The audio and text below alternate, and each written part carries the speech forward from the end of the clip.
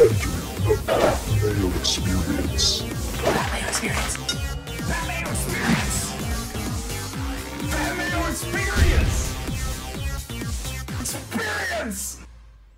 Welcome to the Pat Mayo Experience live waiver wire pickups for the week. Remember, smash that like button so we can continue to go live every single Sunday morning and Monday morning at 10 a.m. Eastern Time on the DraftKings YouTube channel. You ever miss a second, you can always go back and catch it on demand or catch it up on the iTunes feed, the Stitcher feed, the Spotify feed, if you just prefer audio versions. I know I like to listen to my podcast audio-wise, but if you just come by the video version, smash the like, we'll get on our way. Plus, I got some winners of $20 DK dollars from last week from all the shows and the giveaway to unfollow Tim Andercust on Twitter, which was everyone's favorite contest of all time because, hey, you get in the draw for 20 DK bucks, plus you have the opportunity not to listen to his insanity, at least for a little while, until we get to this week's giveaway, and you probably have to follow him back. We'll see, though. We'll see how I'm feeling about Tim come Wednesday. But the winners this week are, and you'll be credited either later today or a bit later in the week, Yarm7777,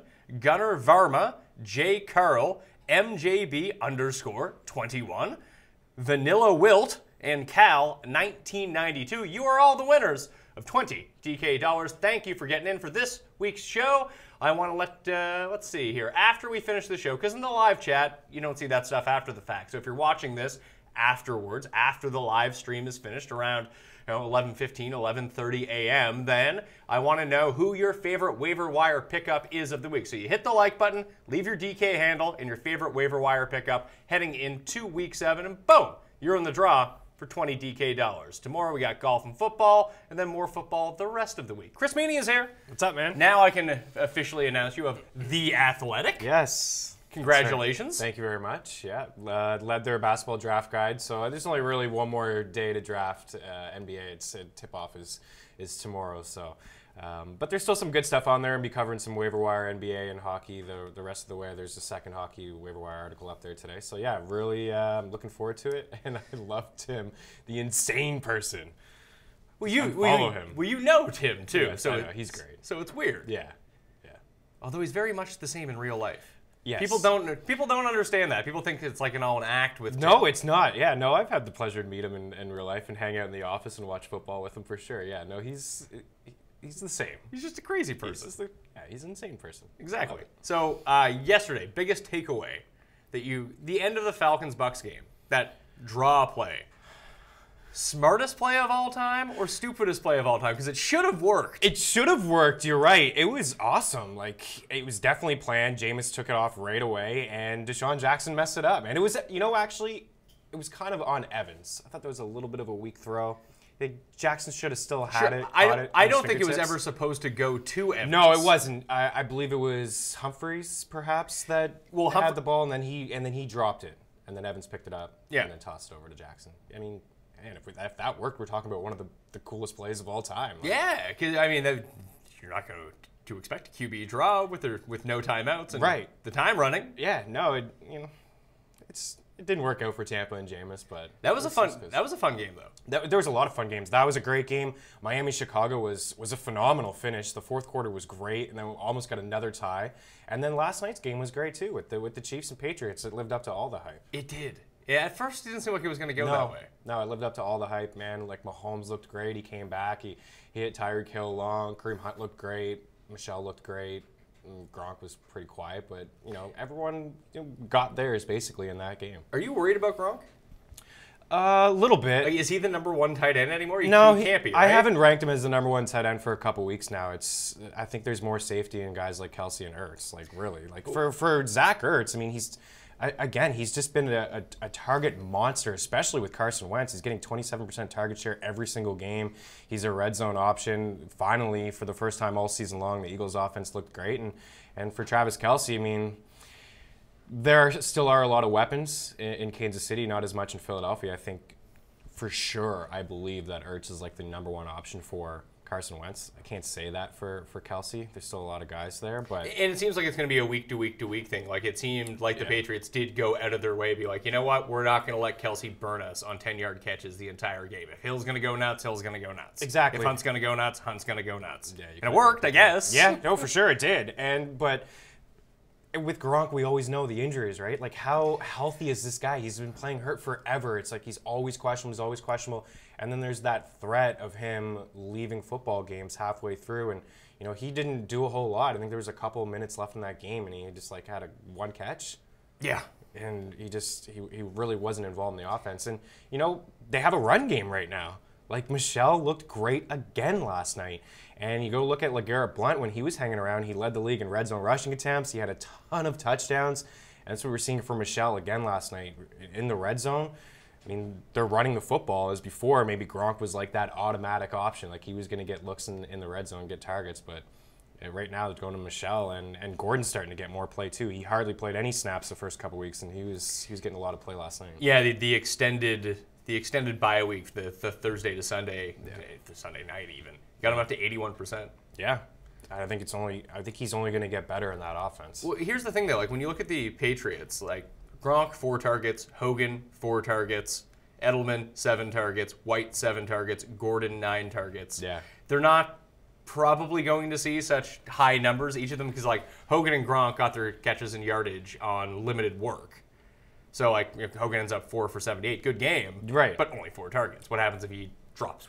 2 of them are poorly thrown balls, and he does absolutely nothing. Exactly, yeah. So, like, are any of these guys besides, like, I guess Edelman would be an every week starter? Yeah. And Gronk is going to be because of the position. But, sure. Like, do you ever feel comfortable rolling out Hogan or even Gordon? No, I have Hogan in a couple spots, and he didn't come anywhere near my lineup this past week. And Hogan, in standard leagues and situations, I understand, you know, playing him as a borderline wide receiver 3 or flex, but there's going to be no consistency in him either. I like Gordon more than Hogan the rest of the way. I think there's more upside there, but Edelman, you brought up the point. Edelman's a guy that you play every single week, I think, especially in PPR formats. He's just always going to be involved. Yeah. No matter what. And then there's White. Like, well, White's an every week player. Yeah, he's an every week player. White and Michel are every week Every players. week, yeah, absolutely, for sure. Even in standard leagues, I would play White in a flex spot. Like, I wouldn't feel great about him being my RB2, but if I had a flex in standard, it's sure. I mean, yards are yards. Well, even when we get into it now, like if anyone wants to check out and follow along, all the injuries and all the waiver wire rankings and all the running back snap shares are up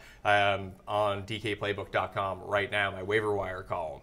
But now we're dealing with 4 bye weeks. Yeah, now it gets tough. So he's a running back 2 in standard leagues now. Yes. For the next few weeks, if nothing else. Yeah, you're right. I mean, what do we got? Pittsburgh. We'll have Connor on bye this week. We'll have 2 of the Packers guys. We have everyone likes playing Aaron Jones.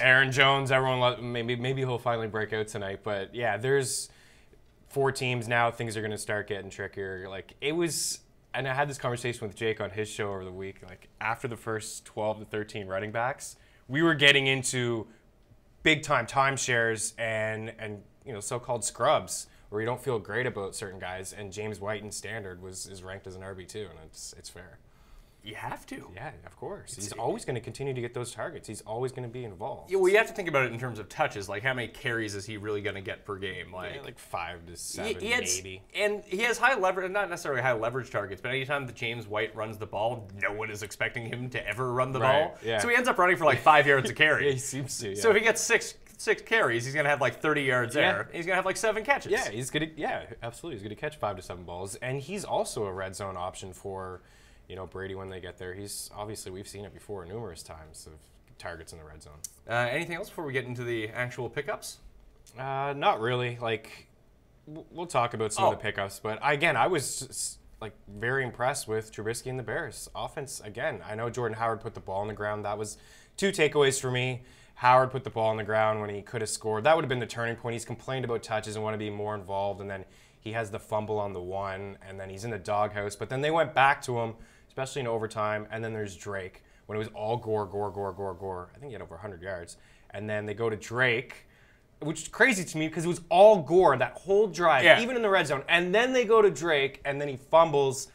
But they also went back to him in overtime, too. So those are the 2 big takeaways, 2 running backs I was looking to see, more from, especially Howard. Do you panic on Howard? Or do you just, because someone's like, someone asked me if they should drop Jordan Howard. Like, who is out there that you're dropping him for? That must be like 10-team leagues. No, it's not. It can't be. You can't be dropping him in a 12-team. Like, who are you dropping him for? It's not. It's not, because people will be like, oh, Marlon Mack had a good game. I'll drop Jordan Howard for Marlon Mack. Like, someone was complaining that I didn't have Tyrell Williams inside my top 20 wide receiver pickups. Like, the guy got 3 targets. I know. Yeah, he's had one good game in 6 weeks. You Got to wait, he's not the best pickup of the week. Like if Mike Williams got hurt, Right. maybe. And Mike Williams hasn't been doing anything either. He's been pretty quiet lately. But it was a weird game script for them yesterday. It was just run. And they're going to continue to run whenever they can. Absolutely, for sure. I mean, Gordon's in the top 5 in touches every single week, so yeah, I wouldn't be dropping Howard. I think it's still a good buy low opportunity to go and get him. I have him, and I'm still hanging on. I don't know if it is. Like, but the touches I feel like are gonna. Even Cohen had a fumble. Like he had a fumble as well. So I still think the majority of the snaps and carries are gonna be Howard. Just looking at it right now, 51% Howard, 49% Cohen in terms of snap share.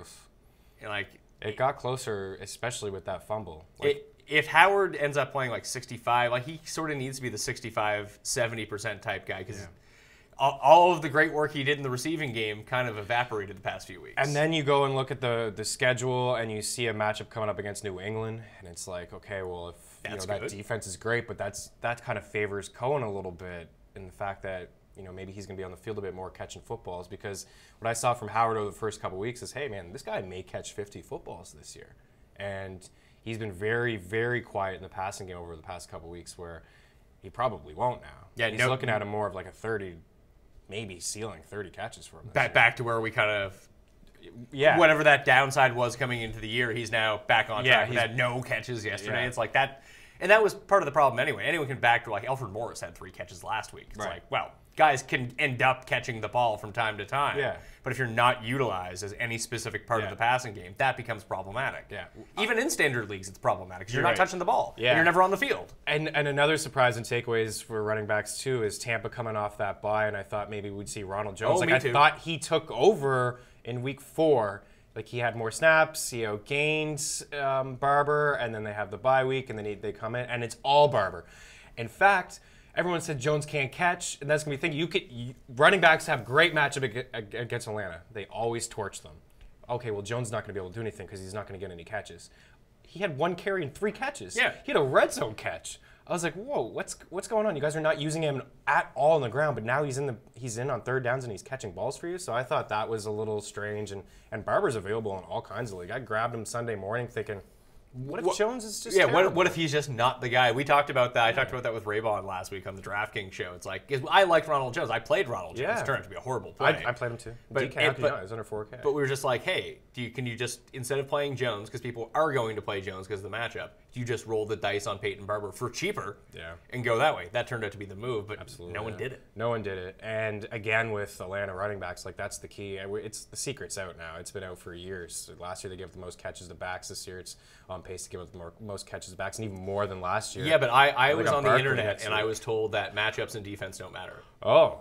So who told you that? It's all over the internet. Oh, well, let's leave then. So Atlanta gets the Giants coming up, so Barkley's just going to feast on them. Then the Skins come up. If Chris Thompson's back by that time, it's probably Chris Thompson. Yeah, for sure. Because he's still injured. Yeah.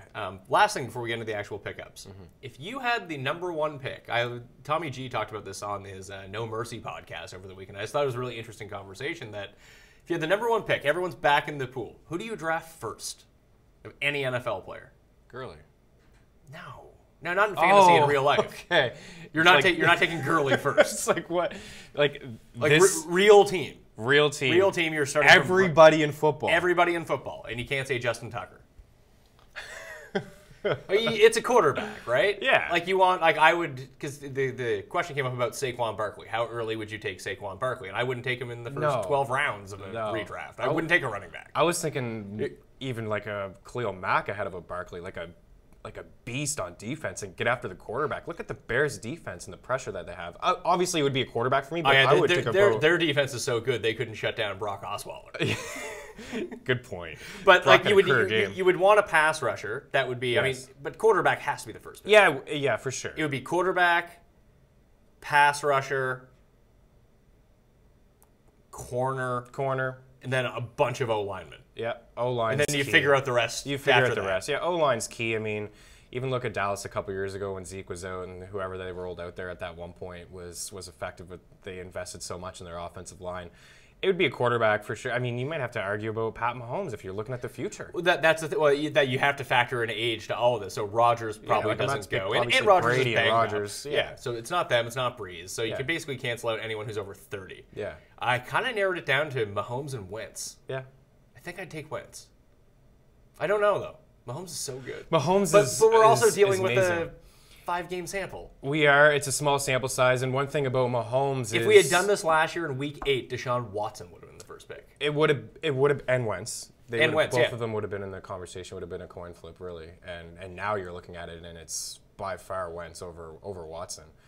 For me, it is. Yeah, it's not so much skill-wise. And we saw it again yesterday. He threw this awful pick in the end zone. He just makes really terrible. But he's sort of like Mahomes, especially with the complex offense that Kansas City's playing. It's very clear, like he's sharp. Yes. He can go up to the line. He can make adjustments. He can switch out of plays. He can make his progressions. He can make his reads. Deshaun Watson's just so talented. I don't think he ever learned how to do this stuff. No, you bring up a good point, and he does not make great decisions. I had tweeted this yesterday, and I understand, like, coming into this week, nobody had been hit more than Watson. The line hasn't helped him at all. He's playing with, I'm sure, multiple injuries, and I'm sure he's dealing with the knee a little bit, but he's getting smacked all over the place. He's just making poor decisions. They have the most offensive false starts in football. Part of that is on him at the line. He's not, his decision making is just not on point. And we've seen it a couple weeks ago when he's running around he's making those plays all year long. I've seen him make those plays. And I want to give credit to Buffalo's defense, but I thought yesterday, like, some of the throws that he made, hanging onto the ball way too long, he's putting himself in those situations where he's getting hit. Like, half of those hits are on him. Like, he's just, I don't know, man. I'm slightly worried about this offense just a bit. I'm not, because when you're playing the Bills, the urgency isn't there. Yeah. That you're going to have to drop back, you're going to have to throw. And, I mean, the Bills' pass rush is pretty decent. Yeah, it's fine. They've done well against quarterbacks this year. Cousins, Rodgers, like, they've showed pretty well. But I just think that he's going to end up getting healthier. You think there'd be some cohesion on the offensive line at some point. Like, it can't get worse. No. If nothing else. Like, they can lose everyone. It couldn't get worse. Yeah. So, but people were talking about the rookie QBs like Mayfield, Rosen, Darnold. Like, I don't know with those guys. I mean, we didn't even mention Goff. I don't think Goff's as good as, like, the Wentzes and the Mahomes. Yeah, part of that, obviously, is McVay, and it's set up perfectly for him. He's got the best running back in football. He's got a great offensive line. They brought over Andrew Whitworth, and it was just a great move and an underrated move last season, and then all of those weapons in that offense. And then you could say the same thing about Andy Reid. Like, let's give him some credit. This offense, he's having fun, man. He's dialing up great plays. He's got a speeder and Hill. When's it going to happen? I mean, as a longtime Eagles fan, it's happening. You know that by like week 10, everyone's going to have this figured out, and then he's going to go into a shame spiral, and then he'll get it figured out again before the playoffs. Well, somebody will take over the play calling by week 14, and the first quarter of the first playoff game will not be on Andy Reid, and here we go again. Yeah, absolutely. It'll happen. I want to give him the benefit of the doubt that he'll figure it out, but you can't at this point. It's typically Andy Reid, but maybe Mahomes will help him. Like, really, I mean, you look back at some of the quarterbacks that he's had, Alex Smith, Don McNabb can never take that next step, and I know it's just a 5-game sample size, 6 now. Mahomes is, I mean, he's legit, and all of those weapons. It helps to have a great running back. It helps to have Travis Kelce and Hill. And then even if Sammy Watkins not doing anything, just having him on the football field, it opens up so much more for everybody else. In that discussion, would you rather take one of the rookie guys this year, or would you rather take like a Luck or Wilson, who's like 29? No. Really? Like ahead of like a Mahomes or Wentz? No. I mean ahead of like the Rosen, Darnold, Mayfield. Yeah. If you were building your team. Because I really like Darnold. Because quarterbacks can play until they're, 38 now? Yeah. So if you're 29, it's not like you're at the end of your rope. No, you're not at the end. Cam, too, you can throw in there. Oh, Cam is, I would take Cam over. I'd take Cam over Watson. How old's Cam now? That's a good question. Cam's also 29. There's some inconsistencies with his throws. He's not very accurate, but I would still take him over. I still think he'll probably have a better career at the end of the day than like a Rosen. I do like Darnold a lot, man. He makes some nice throws. Maybe I'm just I'm not soured on Darnold, but I have to listen to Tim call him Super Bowl Sam and call him the best quarterback in football. That's fair. And how he's better than Brady already. Okay, well, let's settle down there. Yeah. Like he is your prototypical rookie quarterback Yeah. right now. Yes. That like he's gonna have his good moments and he makes some amazing throws, but Yeah. then he just makes bonehead decisions. Of course, but he's only played Like, a handful of would you games. rather have Mayfield or would you rather have Darnold? I'd rather have Mayfield. I would rather have Mayfield too. Things are probably set up better for Darnold right now, which is kind of weird to say. I can see that. But I mean, some of those throws that he made against Denver, like he made a couple really nice. He dropped one to Robbie Anderson that I thought was just an unbelievable throw, one of the best I've seen so far this season. But yeah, there's going to be some inconsistencies with all these guys. Like Baker Mayfield didn't look good. He hasn't looked great to me over the past couple weeks. Like there was a scenario in Oakland, I know, where he came back in the game, threw a lot of yards against the Raiders defense, but he had 4 turnovers himself. Yesterday he missed almost everybody. There was some wideouts in that offense that had double-digit targets and ended up with like 2 or 3 catches. I think Landry had 1 catch, 2 catch. Callaway had a couple catches on double-digit targets. There's some inconsistencies from Baker too. I know he hurt his ankle on the sidelines, but I think I think Darnold will probably have a better season than him at the end of this year. But I like the future better for Baker. Okay, let's talk running backs before we talk the injuries and pickups. I want to talk James Conner. Yeah. So James Conner, the Steelers are going into bye week. Le'Veon Bell is expected to report over the bye week, although the team hasn't heard from him yet. So there's still a chance that he doesn't come back, I guess, till week 10. Yeah. Or they might just be like, screw it, stay at home, loser. Yeah. James Conner's fine for us. But what do you do with James Conner fantasy-wise? Because this is a predicament that we're in. I know. On the team that we run together. He's kind of saved our season. If you have Connor, you're in a good spot if you have Connor, probably. But if you've been relying on Connor so far, which we have, that now like we're looking at a situation where we might have to start Eckler and Gordon as our running back 1 and 2 this week because Fournette's out, and Carson's on bye. Carson's on bye, and Connor's on bye. But just assuming like Bell comes back, what's the split? Is there a split? Because they don't do splits in Pittsburgh. They just don't. No. So if Bell's back, maybe he gets like eased in week 1. But I would guess that he's probably back up to like 75% snap share by his second game back.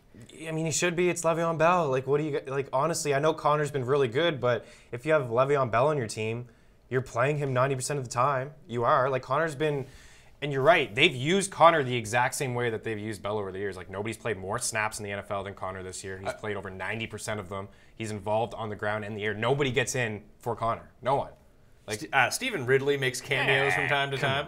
Yeah, for sure. Just like Betty Cunningham made cameos last night when Howard put it on the ground. But I don't know, man. It's honestly a tough question. I think I would just... Would you trade for him? Because Connor owners are going to be think I'd panicky trade right for him. now. Super panicky. They are panicking. Because, and this was always the whole thing, because we talked about this back in week 1, back in week 2, that you have your choice with Connor right now. You sell him to the Bell owner for all he's worth, or sell him to whoever needs a running back for max value, or just know in 5 weeks' time, you're stuck with 11 on your team unless something happens to Bell. Then all of a sudden you have a top 5 running back again. Yeah. Like he's now the best handcuff. Yeah. By far. Yeah. But you can't play him probably. Maybe you will. Maybe it turns out to be a bigger split than I think. But I'd be looking at worst case scenario here. And when you enter like a fantasy football trade market, people only think in terms of absolutes because people are crazy. It's either is he going to be the best or is he going to be the worst? And right now people think he's going to be the worst. Yeah. So would you trade for him if you could sneak him? If you had Jordan Howard, would you trade James Conner for him? Of course. You would. You would. I would do that. Knowing that you probably can't play Conner. Yeah. I would do something like that. I wouldn't trade a top 10 running back for him. Like I wouldn't. No, God no. I wouldn't trade any of those guys that like I was even thinking like a top 20 running back for him. Yeah, like Howard is in that range of like Howard, guys that have been like a Howard, a Lewis. I would trade Lewis for him. Yeah, 100%. a Howard, a Lewis, a Miller in that range of. I would keep a Carson, like a Drake, obviously. I would package like a. I would trade Drake for Conner. I would trade Carson for Conner. I would trade all those. Anyone who's in a split anyway, who's like not good. Right. That's what I mean. I would gamble on the upside that things break my way with James Conner, and then I have an awesome guy. Right. Like after the top 12, like after you get past like the Hunts and the Mixon, those guys that are for sure RB1s in their team and they're playing the majority of snaps, fine. But once you get into those committees, like then there's a lot of them going on right now. In Philadelphia, those two, Clement and Smallwood, like all of those guys, I would package 1 and 1. Maybe it's a wideout and a back. The thing is, I think you're overestimating what people are valuing for James Conner. People are actively trying to get rid of him. Crazy. You keep him. If you have Conner, that's what I mean. You just continue to ride this out. But it's over. Is it? Yeah, I think so. Unless the moment Bell comes back, it's over. Yes. But when is Bell coming back? Week 10 is the latest he'll come back. That he can come back, yeah. And then he's back. So then he's Is back. there still no situation where Pittsburgh trades this guy? I guess. So when's the trade deadline? I feel like the trade deadline changes in football all the time. It does, but It used to be week 6, but it's not anymore. no, it's not. NFL. It's not trade anymore. deadline. And Week this is the 8? thing, like, you know that he's not, you know you're not re-signing him. Like, Bell says he wants to stay and he wants things to work out in Pittsburgh, but I'm pretty sure, like, that's not going to happen. I think we're at the point now where, I mean, you've sat out for the first 7 weeks of the season, 8, 9 weeks of the season, and we can be a productive offense, and Connor actually showed that he can play. But now you're And we're not going to sign you to what you want. Yeah, we're not going to sign you. So, like, this is a great situation for me, who's tanking in my keeper league. That Garion has James Conner. Yeah. I'm just going to be like, listen, trade me James Conner. I'll give you Carson and Marshawn Lynch. Absolutely. Like, you need running back. Like, I don't need any players. Connor was My traded. team sucks. But I'll keep him next year, and he'll be fine. I traded a first-round pick in a dynasty league for Connor weeks ago. Like, you need to start thinking about the future. If this guy is going to be an RB1 next year, he's going to be a top 10 running back, drafted in fantasy, especially if he's the starter in Pittsburgh. So it's a tricky situation. If I own Connor and I wasn't relying on him heavily, like if I drafted accordingly and Connor was somebody I picked up off the waiver wire, I drafted late, and he's my RB3, I have 2 stud running backs, obviously I'm trading him.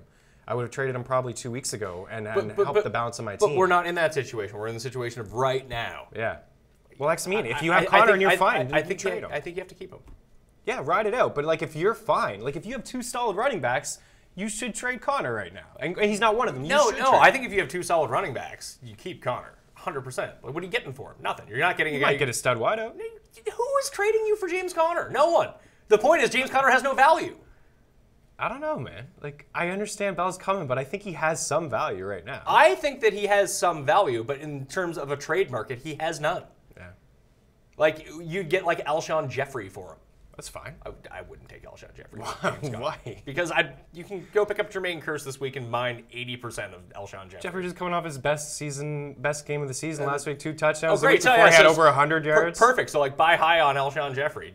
But you just said he has no value, Connor. Like, you can get your solid wide receiver too for Connor. Like, who would you would honestly rather have Kearse than Jeff for the rest of the year? No, I wouldn't. But I think that Kearse could put up 80% of what Alshon Jeffrey puts up.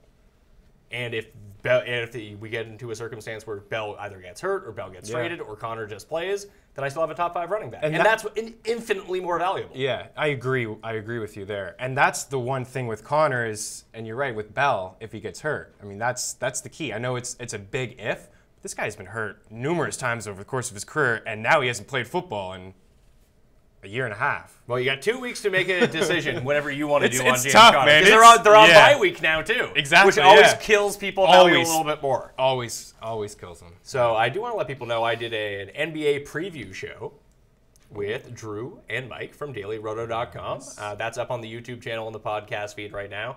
I don't really do well or play a lot of DraftKings NBA, so it was nice to have like 2 guys who make a living doing it. Be like, yeah, here's what you do. And they walk me through like all the new Daily Roto tools and everything like that. So if you go to DailyRoto.com and use the promo code THEPME, you get 10% off. Nice. It's an expensive package, but it works. Oh, it's so worth it. Absolutely. I remember doing some shows with both of those guys last year. They're legit. They're just great fantasy. Not only just fantasy and DFS, but just great basketball minds. And they good understand good everything. guys, too. Great guys. Very helpful. It's a great site. I love it. Yeah, I agree. Running back injuries. Let's get into this here. We'll be doing the questions, the Q&A period up around 11 a.m., so hold off till then, and we'll try to get to as many as possible. And then people freak out that you don't answer their questions. Like yesterday on Sunday show, we had over, I think it was like 1,700 questions in the chat. Wow. We didn't get to them all. No, of course not. We got to like 500. Don't ask us if you're going to win tonight with Aaron Jones. How many points? Yeah, don't ask me any. Yeah, just to make things a lot easier, no start sits. Yeah. Because I haven't done rankings for this week yet. And don't ask me if you have a good chance of winning tonight. I don't fucking care. But please, hit the like button. Yes. Then we can take more questions, and then we can tell you if you're going to win tonight. Although, who cares? Yeah, who cares? Injuries. Dalvin Cook. Probably going to be back next week, I would think, if he was this close this week. Devonta Freeman. Yikes. I worry that he might be out for longer than expected. But Donta Foreman could be back this week for Houston. Darren Sproles is questionable. We'll talk about him in terms of pickups. Fournette is doubtful for Week 7, but there's a chance he comes back. Kerryon Johnson hurt his ankle before the bye. He should be fine coming out. Chris Thompson was close this week. He should be back. Gio Bernard, this is the second week that he's missed. It was a 2 to 4 week injury, so expect him back anytime soon. Robert Turbin hurt his shoulder in yesterday's game. Had to exit. He was suspended for the first 4 games of the year, so I don't know how serious it is. Not that he is someone that you want to own, but he impacts what goes on. Yes. So in terms of the pickup rankings themselves, I have Corey Clement still at number 1. He's at like 60% ownership. This is PPR scoring, less than 60% of leagues owned on ESPN. So Clement, Marlon Mack, Wendell Smallwood, Donta Foreman, Frank Gore, Peyton Barber, Gio Bernard, Buck Allen, Rocket Richard on the bye week, and Duke Johnson. I have Naheem Hines, Ronald Jones, Jamal Williams, Sproles, Ito Smith, the Judge, Judge Ito. What is it, touchdown 3 straight games now? Yeah, 43% of the snaps yesterday, too. Yeah. But that all hinges on Foreman. Of course. So, yeah. Or Freeman. Sorry. Freeman, yeah. Freeman, Foreman, they're all up here. Yeah. Do you like Clement more than Smallwood? I know Smallwood got more work, but Clement's better than Smallwood. Yes. That's what it comes down to. Yeah, and for anyone that's followed me, I was said all year long, draft Clement. It's going to cost you nothing, and J.J. has always been hurt. Now, the thing is that Doug Peterson, nothing's going to change, right? Like, Smallwood still played, more snaps than him and had more carries and looked like he was the guy, and then all of a sudden you get to the red zone, what happens? It was 2 straight red zone rushing attempts for Clement, and then a target, and then he found the end zone with a touchdown. And heading into last week, he led the team in red zone rushing attempts with 8. So I think he's the red zone back, and I think there's some value to be had there with him. And I know Smallwood a couple weeks ago had some red zone looks as well, but I think that Clement he just runs more physical. He's more explosive after the catch, and he does have better hands than Smallwood. So it's still going to be a 60-40 at best, probably. And it could flip-flop in and any then given Smallwood, or Sproles, you mentioned. That's the wrench in all of this. I think if you play in PPR, I have Sproles down at number 14 because I don't know when he's going to be back from injury. I know. And they might just be holding him out and be like, man, we need you, if we're making a playoff run, we need you healthy for these last 3 weeks in the playoffs. Just like chill out. Yeah. And do what you got to do. But when he comes back in, he's going to play like 35, he is. 40% of the snaps. And he won't get any high leverage. No. Snaps, but he'll end up with like 5-6 catches a game. Yep. And if you saw Week 1 against Atlanta, he was involved in it, and it ticked off a lot of people, especially Ajayi owners, because he was getting touches inside the red zone. So yeah, he's somebody to keep an eye on at PPR. I wonder how much he has left. Last year he suffered he blew out his knee and broke his wrist in the same play, and then this year now he's dealing with the hamstring. And that kind of lingers a bit. He's getting a little older. I wouldn't be surprised. It was right around this time last year the Eagles made that move for Ajayi. I know they're not trading for. It'd be stupid to trade for Bell. No, I don't think that they're going to trade for Bell, but I wouldn't be shocked. I said this last week. I still wouldn't be shocked with McCoy. I don't think it would cost much. I don't think McCoy. The Bills should trade McCoy. I just don't. I don't think he's going anywhere. Yeah, I mean, and maybe he's stupid not to trade him. Are we convinced Shady's still good, or is he just in a situation that makes him look bad? I think he's in a situation that makes him look bad.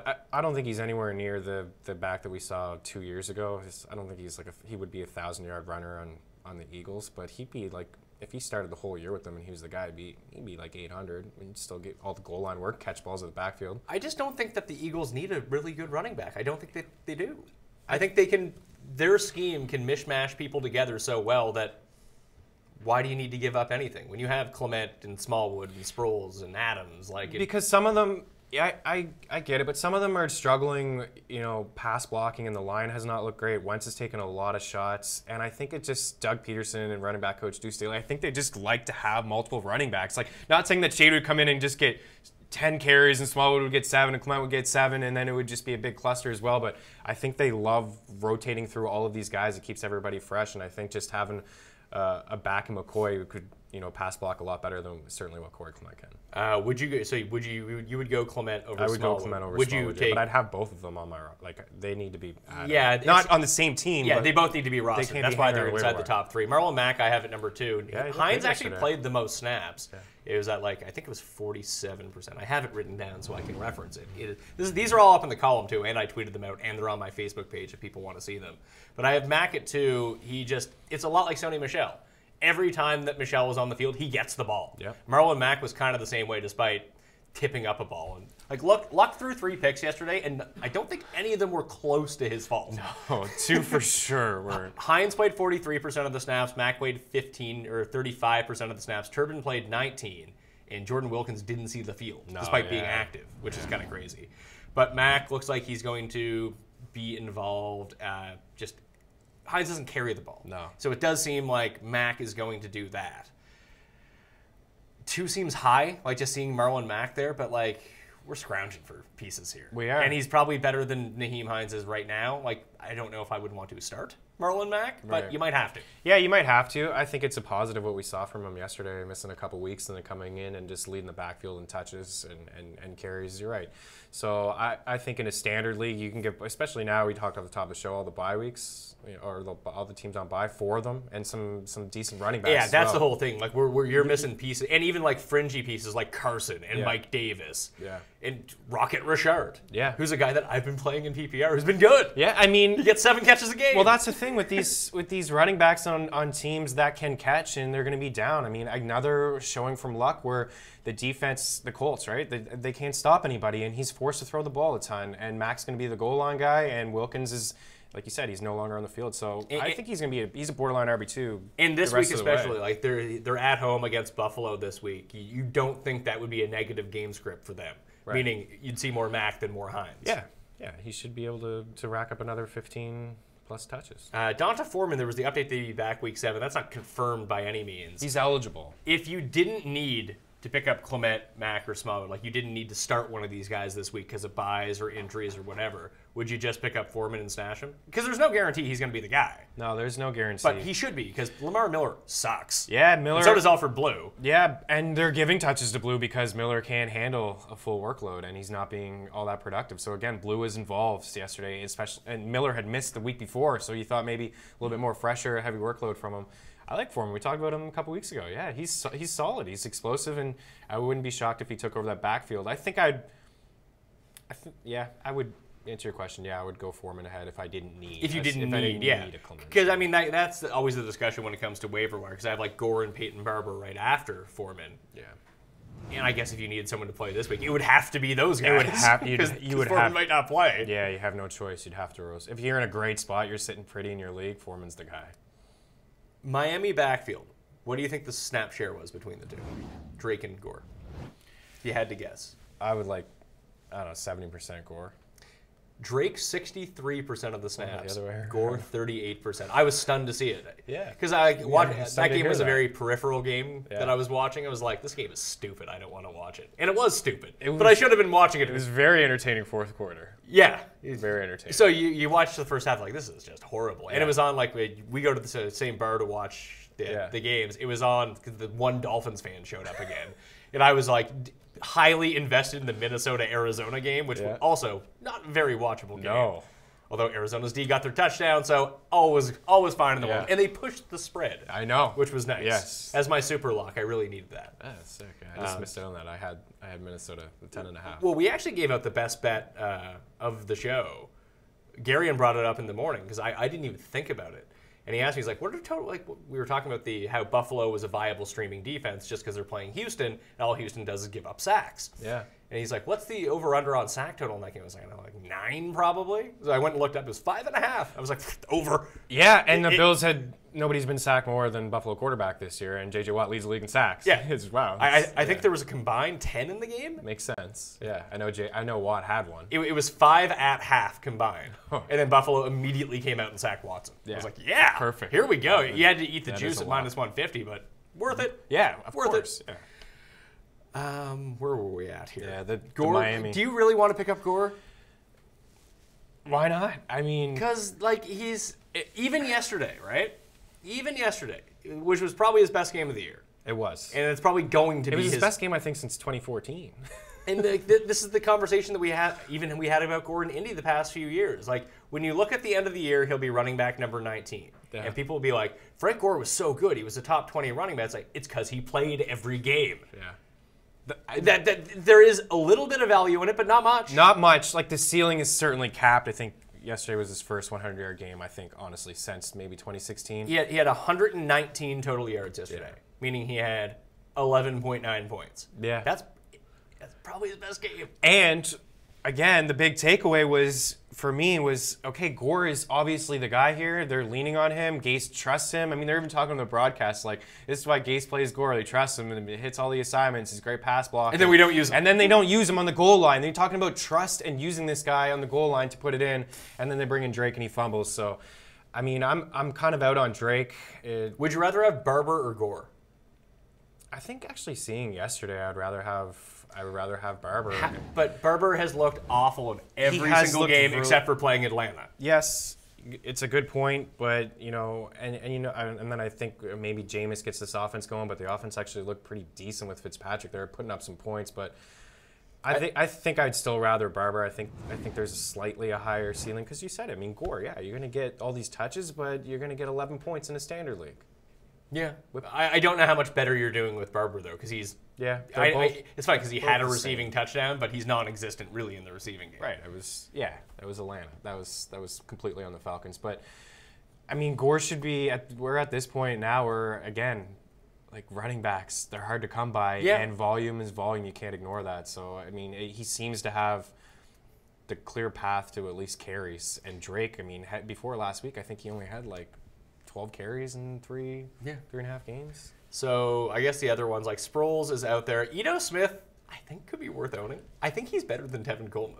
Coleman didn't look all that good yesterday. He got the touchdown and saved his day. The touchdown saved his day, and he was getting some runs late in the game, but he wasn't as efficient. And Smith had more carries, one more carry than him, I believe. And the snap share was closer than I think people would have expected. It was a lot closer. Like we saw the 2 games without Freeman earlier. One was like 85% Coleman, 15% Smith. I think that was the Carolina game. Yeah. And then the New Orleans game, it was like 55-45. Yesterday it was 53-47. And I think we can say that Smith Sorry, is... 57-46. And I think we can say Smith is the goal line back there. Yeah, I would think so. Right? Like Coleman scored his touchdown from like 12, 13 yards out. And the previous 2 years, it was Freeman. He had double the amount of opportunities in the red zone than Coleman. So I mean, that's clear that they don't view Coleman as a red zone back, especially not, on the goal line.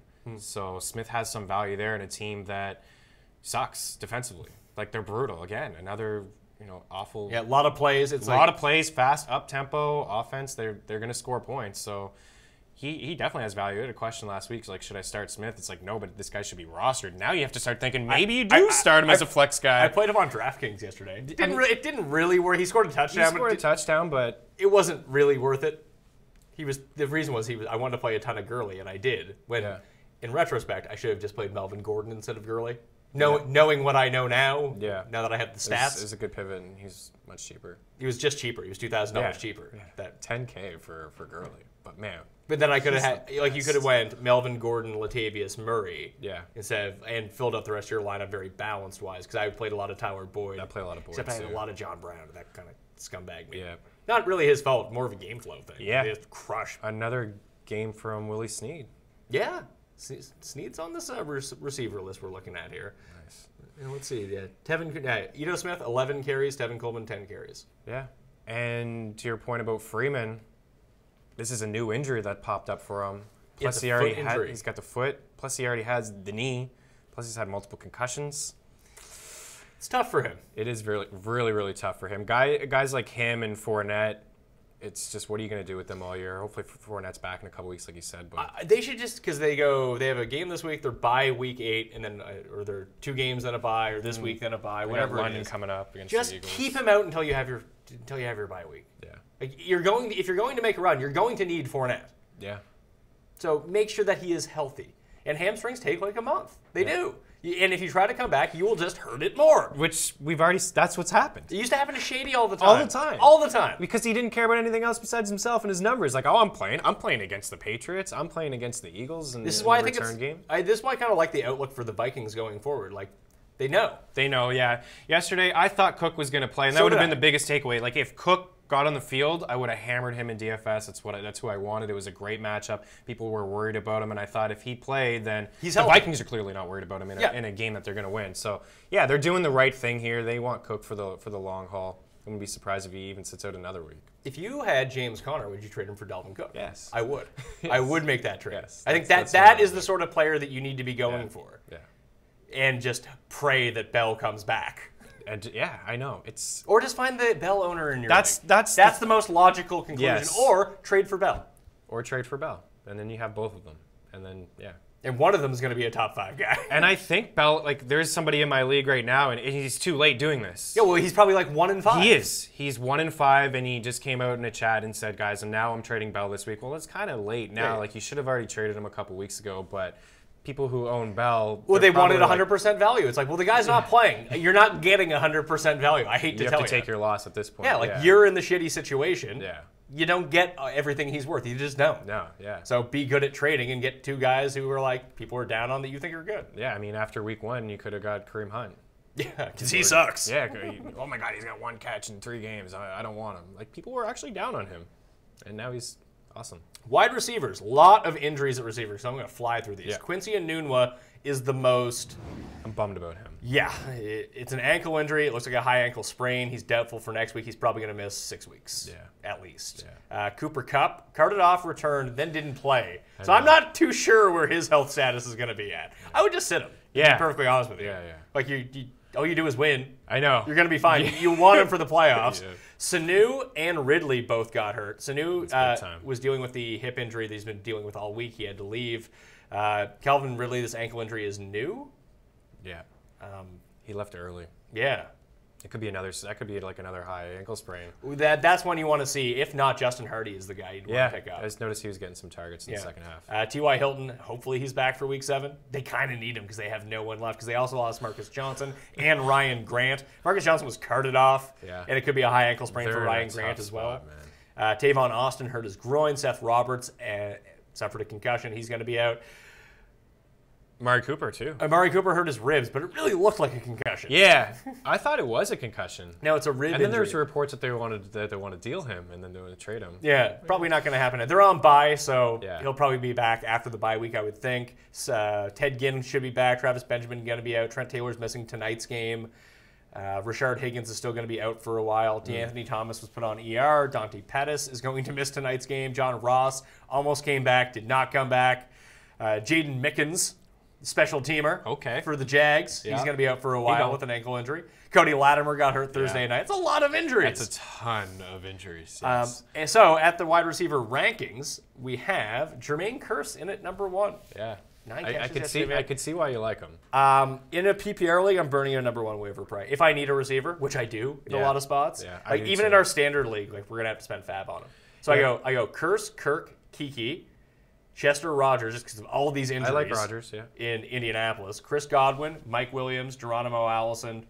Allison, if he was healthier, would probably be a bit higher. Yeah. Taylor Gabriel, Justin Hardy, Antonio Callaway, who can't catch apparently. Josh Reynolds is the really sneaky one though. He is. I was thinking about Reynolds too before I came here, but we might need to go pick up Josh Reynolds right now if we don't know the Cup news because it'll make him super cheap. We can get him for like $2-3 fab dollars. Yeah. Because people will think the Cup's fine, but like Cup could miss 4 weeks for all we know. He could play next week and he could be fine, or he could be out for a very extended period of time. It's definitely encouraging to see him try to come back for sure. But I don't understand why he came back only to not play. Right. Yeah, that's puzzling, but just the fact that, he came back and then it's like, okay, maybe he didn't blow his knee out. Maybe he's not done for the entire season. But yeah, I mean, you're right. I mean, they don't need him. They're unbelievable. I don't know how I feel about anybody else in that offense. I know it's it's high potent, it's powerful. I still think if you're a starting receiver on the Rams, you are worth owning and potentially worth starting. Yeah, well, obviously, every single week I rank these guys like Cooks. And I rank them all inside the top. They're all 12. This week they were 12, 13, and 14 for me. It was Cooks, Kupp, and Woods in that order. And Gurley's always going to be 1 or 2, and he's always going to be involved in the offense. It goes through him. I honestly would rather the guys that you mentioned off the top, like Kearse. I think there's obviously more safety in Kearse, even Godwin. Chester Rogers. Like Rogers is always going to have more targets than the fourth option in the Rams. Maybe. He will. Maybe. Well, once Hilton comes back, it becomes more precarious for Chester Rogers. It will, but he's locked into the slot. He had 11 target, 8 catch game with T.Y. healthy, playing. I think it was against the Eagles. He was fine. So even yesterday, I think the touchdown saved his day. He was pretty quiet early, but he's going to be involved. And again, what we said before, the defense sucks, and Luck's throwing the ball more than anybody. If Hilton is still out for next week, obviously Rodgers gets the big boost with all the other injuries to Grant and Johnson. Zach Pascal actually becomes like a reasonable plug and play against the Bills. Yes. Because you'd think that if you own Chester Rogers, you kind of want T.Y. to come back for next week, so Tre'Davious White can lock down an injured T.Y. Hilton. Yeah, he's really good. He might be worth activating just to throw him out there as a decoy. Yep. So you can have this side of the field to go work with. For sure, yeah. Like, even that Hopkins touchdown that he gave up yesterday, like, there was legitimately nothing you could do. It was just an unbelievable catch. Yeah. It was crazy. The throw was super high and strong, and he just pulled it down. How can they not figure out the red zone? With all the talent they have. They don't even try to throw it to him, like, sometimes. Like, yesterday they were in there, and Watson hangs onto the ball, and he runs and gets smacked. Then they tried to do a reverse Miller, to Kiki. Kiki reverse on the side. Like, that was a brutal Just play. spread them out. Yeah. And if you're going to run out of shotgun. Yeah. Like, that's the time to draw it.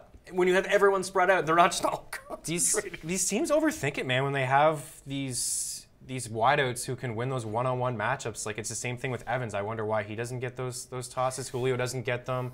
I sometimes wonder about Alshon at first. Like, he isn't getting them. Then I saw last week he was starting to. It's just, sometimes you just throw it up. Like what we saw back in the day with Tony Romo and Dez. Just throw it up to him. I hate the fade route.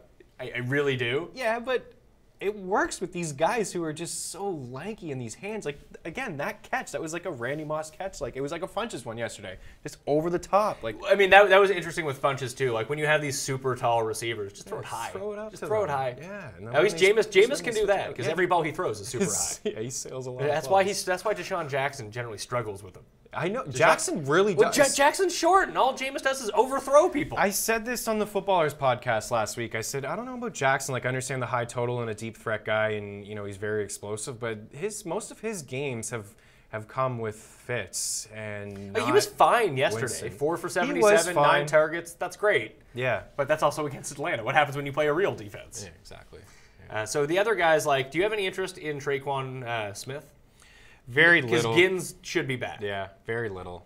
Again, it's a game on the Saints. It's a game, and the Redskins looked awful in that game. It was almost like they just went in thinking, okay, Drew Brees is going to set records today. We're just going to let it happen. It's going to happen. But there's just so many other options on that team, and now Kamara's back and Ingram. These guys, what do you say about Ingram? How pissed were you about Ingram's? As a Kamara owner. Yeah, because classic Mark Ingram. Just comes in. Classic worst place Mark Ingram. That's what he does. Comes in and just ruins your fantasy week. I don't have much. There's more safety in Kirk. All these guys that are just guaranteed targets. Like Smith is. And even Kiki. Kiki? Yeah, for sure Kiki. But absolutely. Now Fuller. I don't know. Is Fuller? He came back out on the field. Okay, because he had that long throw that he missed, and then he started grabbing his hamstring. That's another guy that's just a headache that I don't care He is, about. but he's so good when he's healthy. He really is. He really is. But I think there's honestly we're going to get into a situation where Kiki is just kind of safer than him. Albert Wilson. I don't want to own Albert. Like, when are you either. playing Albert Wilson? I know. It's going to be 48 fantasy points, or maybe there's value. He's sort of like a Murray Cooper. Yeah, good and bad, just invisible. Again, he's not playing he's like third on the team in snaps. Like, he's playing like just over 60% of them and not getting a lot of targets, but he's so explosive, and they run these bubble screens with him. They run fake passes with him. Yeah, he's a guy that you just play on DraftKings. He seems like one of those guys. Yes. Like, you don't want him as a part. He has zero consistency. So he's a 0 in your lineup most weeks in season long, and that's going to kill you. I have no confidence playing him in any of my lineups. Snead I have at 27. I think that was just more of a game script thing for him, that John Brown still is the guy that's going to lead them in targets. Yeah. They play the Saints this week. They play the Saints this So week. it's a good revenge spot. I like Snead. I told you this a couple weeks ago in PPR formats. He's been a flex start for me. Crabtree was good yesterday, but I think they just picked on Butler. Like, Butler's a guy that you can pick on in that secondary. Like, he's just not good. So Crabtree ate him up yesterday. That was good to see, because Crabtree's been pretty quiet, but I think Brown is still a guy that I would want out of that whole offense. But Willie Snead, man, I'm telling you, he's looked on third down. He's catching balls, he's getting targets. He's been safe. Look at his game log. He's been safe, but he's one of those guys that you would want like a 14-16 team. Yeah. Like, there's absolutely no reason to ever own him in a 10 team or 12 team. No. There are just higher upside guys that you can In play. a 12 team, I probably would. Like, for example, I have Ryan Grant. Like, I'll make that swap now. Like, Yeah. But I think I'd rather allocate that spot to Josh Reynolds or Justin Hardy or Taylor Gabriel, one of those guys. And yeah, I mean, just hope someone's hurt on Atlanta. Not hope that someone's hurt. Right. If someone's hurt on Atlanta, Yeah. Hardy steps in and all of a sudden he gets 10 targets a game. Yeah, and that's just more explosive offense. Another 100 yards for Gabriel yesterday. This guy is involved in that offense. He is. It's just he's another guy that's like a DraftKings guy that you play in Yeah. tournaments and you see the upside, and it's hard to trust, but Now you're in a situation where, again, with buys in 14-team leagues, I would play him in a flex spot, and he's involved, man. He is, and I would all his targets and catches yards are right on par with Robinson. And I would rather have him over someone like Willie Snead week to week is going to give you a better floor to have in your flex spot. But I think that the upside of Gabriel, even though he could put up 2 points, he could, is well worth it. Yeah. So, tight ends. Not much doing on the tight end market. Tyler Kroft might need foot surgery and be out for the year, so I have CJ Uzomah at number 1. With the injuries, Doyle still out. Kroft could need surgery. Nick Vannett is dealing with a back injury. They're going on bye. He should be fine out of it. And Niles Paul exited the game for the Jags. No word on whether or not he is going to be. They're in a tough spot now. They are. So I have Uzomah, Evan Ingram at number 2. Would you rather have Ingram or Uzomah? I would rather have Ingram. But I like. I don't know when Ingram's like. He could be back this week. He was close to playing. He could last not be week. back this week. The problem is they have a really soft schedule down the stretch. Maybe I should switch those guys up. Ingram over Uzomah. Just there's no one in Cincinnati. It's Boyd, it's Green, and it's Uzomah. Yeah, you're right. That was a really good. I played a lot of Uzomah yesterday on DraftKings. It was a really good spot for him against Pittsburgh. And he had a good game. And he had a good game. Yeah, and he's had a touchdown this year. I think he's had 3 games now with at least 40 yards. And you're right. Like there's just nobody else there in that offense, and he's decent. He's pretty good, but I think the ceiling is slightly higher for Ingram. Manning can't throw the ball to anyone else like down the field. Like he doesn't even take shots. Like that game that they played against the Eagles was straight. Like that whole offense.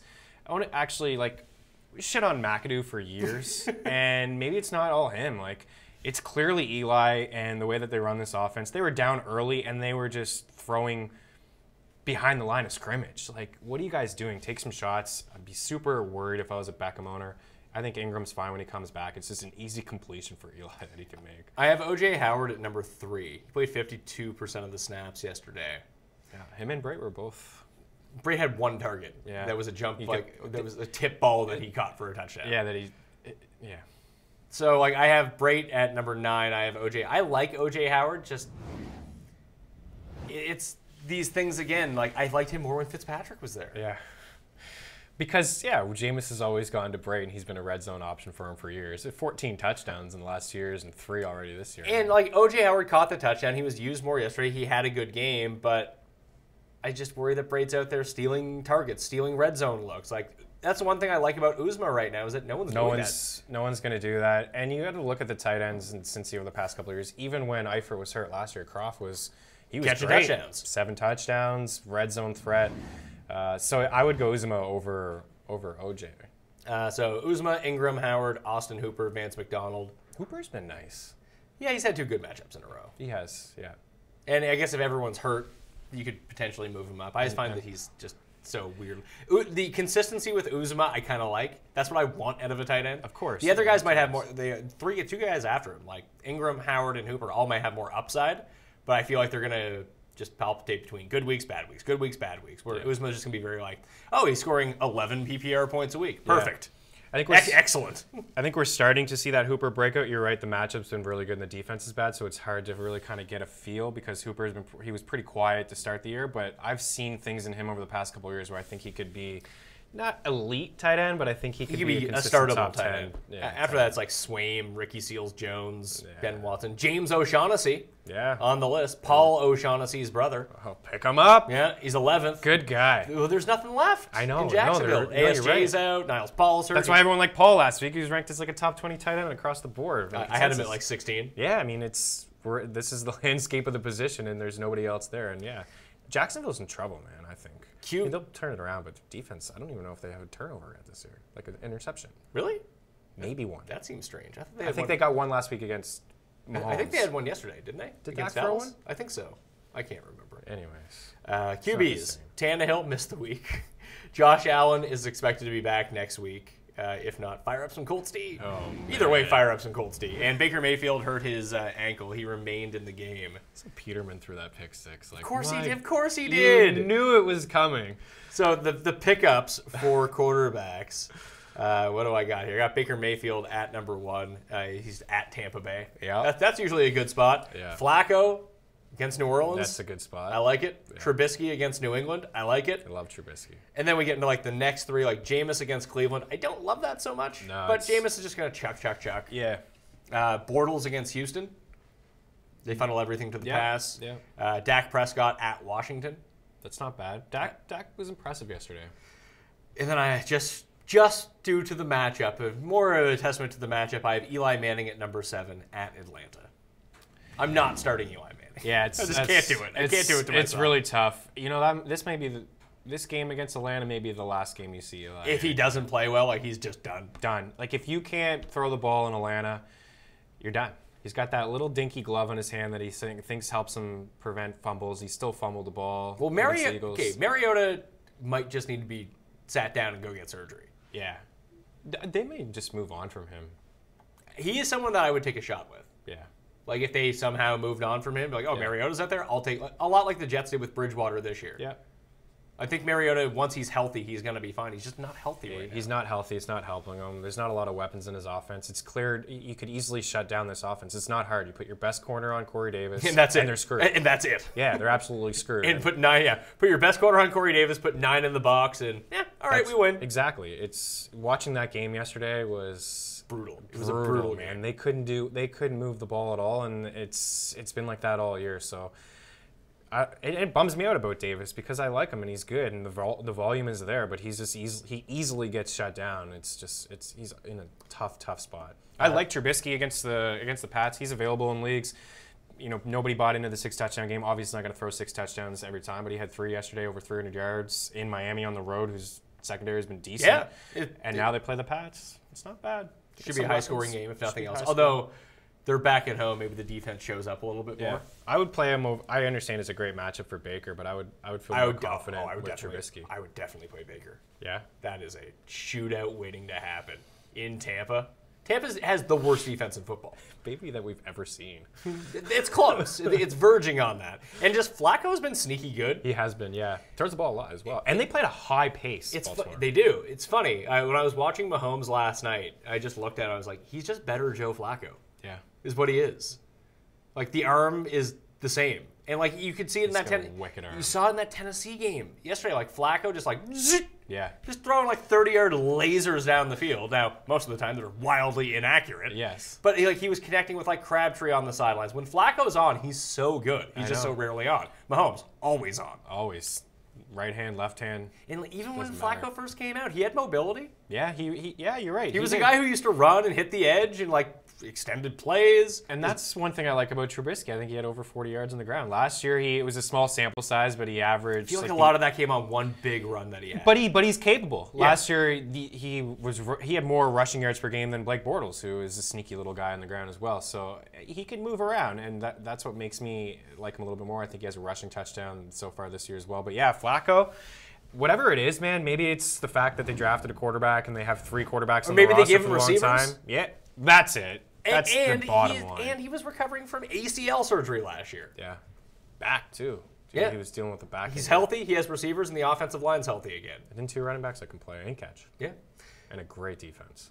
Great defense. Finally, defenses that you can pick up and stream. Arizona Thursday night at home against Denver. Fire them up. Hey, you already have them from last week. Yeah. Because you played them against Minnesota. We have them. Yeah. Oh, yeah. Continue to play them. I got the Colts second at home against Buffalo. Chargers at home against Tennessee. Jets at home against Minnesota. Cleveland at Tampa. Yeah. Just Jameis plus turnovers. That could work. Yeah, I mean, I still think they lead the league in turnovers, Cleveland. Yeah. And takeaways. They're solid. They're very, very strong defense. Whatever happened to them yesterday was fine. Like, they're still... Chargers are good. That's what happened. Yeah, Chargers are really Chargers good. have 2 losses against the Rams and against the Chiefs. Yeah. Yep. The Chargers are great, and they're going to start getting guys back soon. Yeah. All right. You ready to start answering some people's questions? Let's do it. All right. Let's get this in here. The Q&A period. First one. All right. There is no question. I guess no questions. I guess we'll call it a day. This is perfect. All right. Well, it was great seeing you. Yeah. Thanks for having me. They're going to start coming in now. Let's see here. What do I do with Connor? Well, I feel like we hit on the Connor stuff. I'll even put a timestamp in for the Connor stuff. It's very interesting, man. Like, I don't have him anywhere. You're right about Bell, like, coming back. Like, it sucks. Like, I would target the Bell owner. Here it is. Is Tariq Cohen an every week starter? In PPR, he probably has to be. In PPR, he is. But he's like, it's gonna like. I'm just thinking about my rankings this week. Like, do you play Cohen or Bilal Powell? Because I feel like they're right in the same neighborhood. They are. I would play Cohen in that upside game against the Patriots. I don't even know who the Jets are playing. Yeah, this week. That's this week. Yeah, I think you can think of him kind of almost slightly the way you think of Eckler. Eckler, obviously a little bit better, but that's how I would treat him. He's going to be on the field. He's going to carry the ball. He's going to catch the ball. And you know what? Howard has not looked great.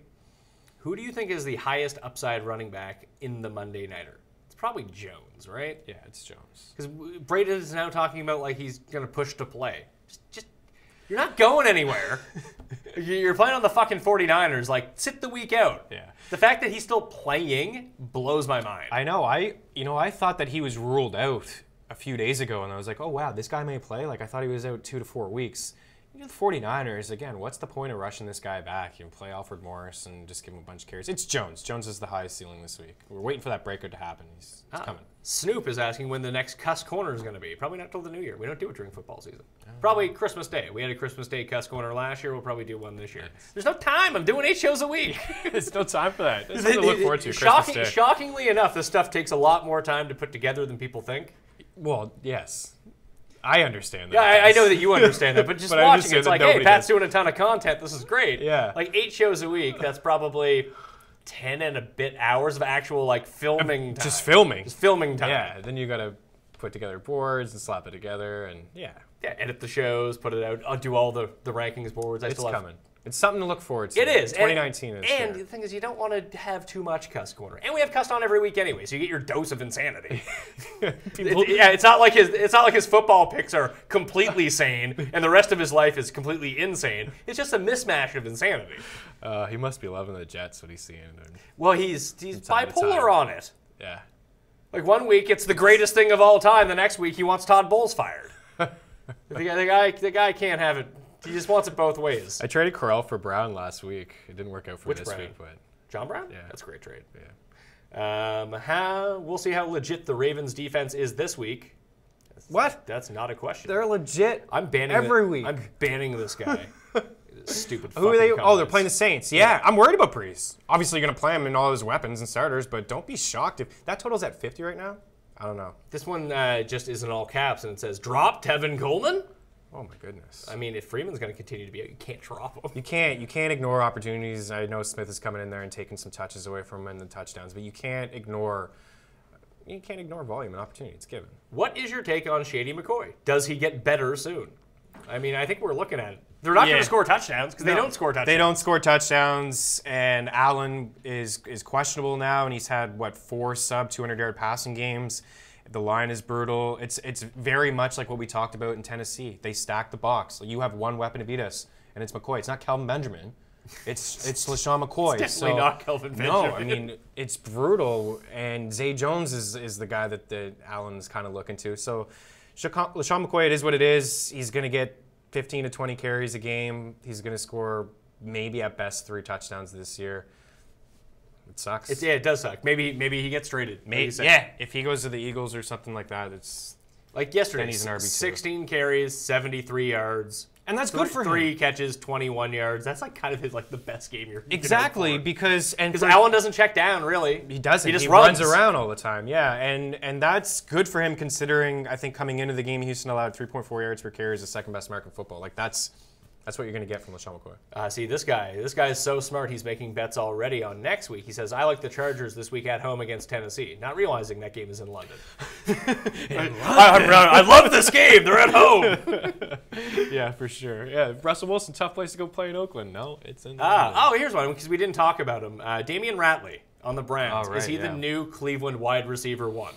No. He's the wide receiver. Probably. He's the 4th option. He had the best game yesterday. He did have the best game Because Antonio yesterday. Callaway, he needs 30 targets a week to be viable because he'll catch 4 of them. Yeah, that was like it was every week, man. It was and he's the new Zay Jones. And maybe I was a little harsh on Baker earlier with the inconsistencies and some of the throws that he didn't hit a lot of his weapons. But Callaway, yeah, he gets all these double-digit targets again and hardly reels them in. Jarvis is the guy, but. I mean, Jarvis, Callaway, Njoku. I mean, Njoku was great. This is like if you're thinking about Ratley, you're thinking, and it's a good matchup against Tampa. It is. So if you want to need a 1 week streamer because guys are hurt, bye weeks, whatever. Yeah, I can see it. There's a good 10 to 12 wideouts you mentioned earlier. Yeah, that's like a 16, 18 DraftKings shot in the dark kind of thing. Yeah. rather than a guy you go and pick up. Yeah. He's in the rankings. He's Yeah. like 24th or something. Yeah, I would start him in a 16-team league. Like, he wouldn't touch my roster in a 12. No. And maybe not even in 14. Probably not in a 14. Like, I play in majority of the leagues I play in are 14-team leagues. Like, he I'm would not picking him up. No. And he was only there because Higgins is hurt. Higgins so is when week Higgins to comes week. back, like let's That was say his first start of his career. Let's say Higgins comes back this week. Yeah, exactly. And all of a sudden he's not playing anymore. Yeah. So it's tough. If you're out there, please, if you're still watching, smash the like button so we can get to these questions and stay here as long as possible. Again, you have no idea how far that goes to help keep them. Smash the like button. Smash it. Smash, smash, smash. What do you do with Dalvin Cook? I mean, You try to get him. You try to get him. You don't trade him. They're His saving value him for is- when he's healthy. Yeah. His And when value he's is at an healthy, he's all-time going to be low. good. Yeah, he's a stud. He's awesome. And the fact that you're talking about like this guy Leo DC, what do you do with Dalvin Cook? He wants to hear drop him. Is what he wants to hear. I'm not going to tell you that. Which is the worst move of all time. I'm not going to tell you that. Yeah, don't drop him. Trade for him is the move with Dalvin Cook, and if you have him, do not trade him because his value is way too low. You can't trade him. And it gets rebuilt in one game when he's healthy. Yep. You just have to be able to suck it up. And this offense is great. Have to pick someone up to play in a 14-team league. Could be Foreman. Can he be trusted this week? You can't. I don't even know if Donta Foreman's going to play this week. Yeah, you can't trust him. And week one, you're definitely not going to have any trust in him. So that's tough. Yeah. He's just a guy to have on your team. Yeah, there's other guys that we talked about earlier that if you need somebody to start, you go grab right away. Do you drop Mike Williams if he is stashed on your bench, or is he safe to drop? Now, again, this is from Brock. These are the questions that I fucking hate. Who are you dropping him for? Yeah, he needs. Are you dropping him for no one? Because I would say keep him. Yeah. If you're just going to have an empty bench spot or Mike Williams, I would take Mike Williams. Yeah, it seems like the logical. You got to give some context. Yeah, give some context for sure. Curse, maybe there's an example. Curse, I'd make that move. Listen, everyone I have ranked above Mike Williams in the rankings, I would drop Mike Williams for. There How you about go. that? Yeah, good call. Next one. With all the Cleveland injuries, does Duke Johnson need to be valued higher in a PPR league? I think that really depends on flow. Like, they've gotten behind in a lot of these games, and maybe that's something that's going to be consistent with them, but their defense has not looked good the past few weeks. Anytime that they get a chance to run the ball, they're going to run the ball. Yeah. And we haven't seen that as much because they've been behind and Duke has been playing, but he's very hit or miss. Like, would you rather have Richard or would you rather have Duke Johnson? Because I'd rather have Richard. Yeah, because They're going to be losing more. They're going to be losing more, and he seems to be more involved. People are getting excited about Duke because he Two good touched games. the ball. But what did he have? Like 6 touches? I think he had 4 for 70 something, 5 for 70 something in the passing game. Yeah, obviously he's very explosive in the passing game. I think it's been 2 straight years of 50+ catches. Yeah, 6 total touches. 6 total touches. It's hard to get. Listen, when they can all give that Carlos excited Hyde 25 carries, they will give Carlos Hyde 25 And that's carries. what they've been doing the majority of the season. Yeah, in most games they're not down 35 to 6. Yeah, it's hard for me to get excited about Duke Johnson. He's one of those guys. Obviously, has a higher ceiling. He's a PPR flex play that you put in on bye weeks. Like, he's good. Yeah. He's the major league version of Darren Sproles. But Richard is basically the same guy who's more widely available and could be better. Where would you expect Uzomah to finish rest of the season? Top 12? I don't think about things rest of the season. I think things week to week. I think that he would be a top 12 ranked tight end anytime that he's healthy. Yeah. I think he's definitely a borderline tight end 1. I mean, this is the landscape of the position for sure. I mean, Greg Olsen came back, but he's still 12, 13. Is it time to trade OBJ? Again, this is another example of you're trading him at his lowest Yeah, peak. I think that we get these questions a lot every single week, right? Yeah. Playing Atlanta this week. If he goes off? What if he doesn't? Right, then you're screwed. And then you have him. And actually a guy that we watch for, Viet? Yeah. Shout out to Viet at the bar. Yeah. He was talking about trading. He's like, do I trade Odell Beckham? That's what he asked me. I was like, who are you trading him for? Yeah. Well, is the question. You know what? Do you know what the Beckham owner wants? Exactly what he drafted. He wants DeAndre Hopkins for him. Yeah. I hate to fucking tell you, that's not happening. If you have to ask, do I trade X player? The answer is probably no. Yeah. Because you're thinking along the same lines as everyone else. If that's the case, you're getting 50 cents on the dollar. Yeah. I'd buy Beckham. Fuck it. Yeah, these guys that are coming off, I agree with you. I agree with your stance. These guys that are coming off brutal games like that, that's an opportunity to try to acquire him for sure. And it doesn't mean it's going to work. Right. He could be bad. And this is the week, I think, you're right, he could be bad against Atlanta, and I think this is the week where you go and try to send out some trade offers for Beckham, and you see what's coming up on the schedule, and you see that he's been pretty bad and all. Like, he had a good opportunity to shine against the Eagles secondary. Has been pitiful, and he didn't do anything. Now, it wasn't on him. It was on the quarterback play and the play calling. But this is an opportunity to go and grab him in what is going to be potentially a shootout. It's too bad Calvin Ridley's hurt, because I bet you could have traded. If Ridley had a good game against Tampa, you could have traded him for Beckham. You could have. 100%. Yeah. For the people who are like panicked, sensible people would do it. But I mean, you can't get any top 10 wide receiver, and that's including guys like Thielen and Diggs. You can't even. Oh, I wouldn't. I mean, Thielen might be the best receiver. I think he is. It's his. He's like, unreal. Who are the guys that you wouldn't like? Would you trade Juju for Beckham? No, I'd rather Juju. I think I'd rather have Juju as well. Yeah. Would you trade Brandon Cooks? Because I think I would. Because he can get lost. He can get lost, but now we're wondering about Cooper Kupp. Sure. I think I would trade any of the Rams receivers for him. I like the Rams receivers, but I think that gets it done. Yeah, I would 100% trade. I would trade Alshon for him. Yeah. I like Alshon. I like Alshon's fine, but he's like wide receiver 17. Yeah, he's in that 17 And range. Beckham's either going to be wide receiver 45 or 2. Yeah. That's like his range of outcomes are all over the place. I know. I'd like to look at the schedule. I don't even know if it matters. Oh, the Giants' schedule gets easy with the second half of the season. Yeah. Eli, man, like get Eli him out of there. Get him out of there. You know, they have no better options, but yeah, this is not the time to trade Beckham. It's the time to try to acquire him. Oh, Meaney, much love to you, this guy says. If you're ever in Windsor, he'll buy you a beer or 8. Oh, baby. Let's go. Windsor, Nova Scotia? Or no? I'm going to guess Windsor, Ontario. Donta Foreman, Peyton Barber, Jamal Williams, Kyle Jurzerick are my backs. Do I sit tight and hope Barber and Donta pan out, or try to trade AB, Tyreek, or Michael Thomas for a top RB? If those are your 3 receivers, you should trade one of them for 2 RBs. Yeah. Go get like...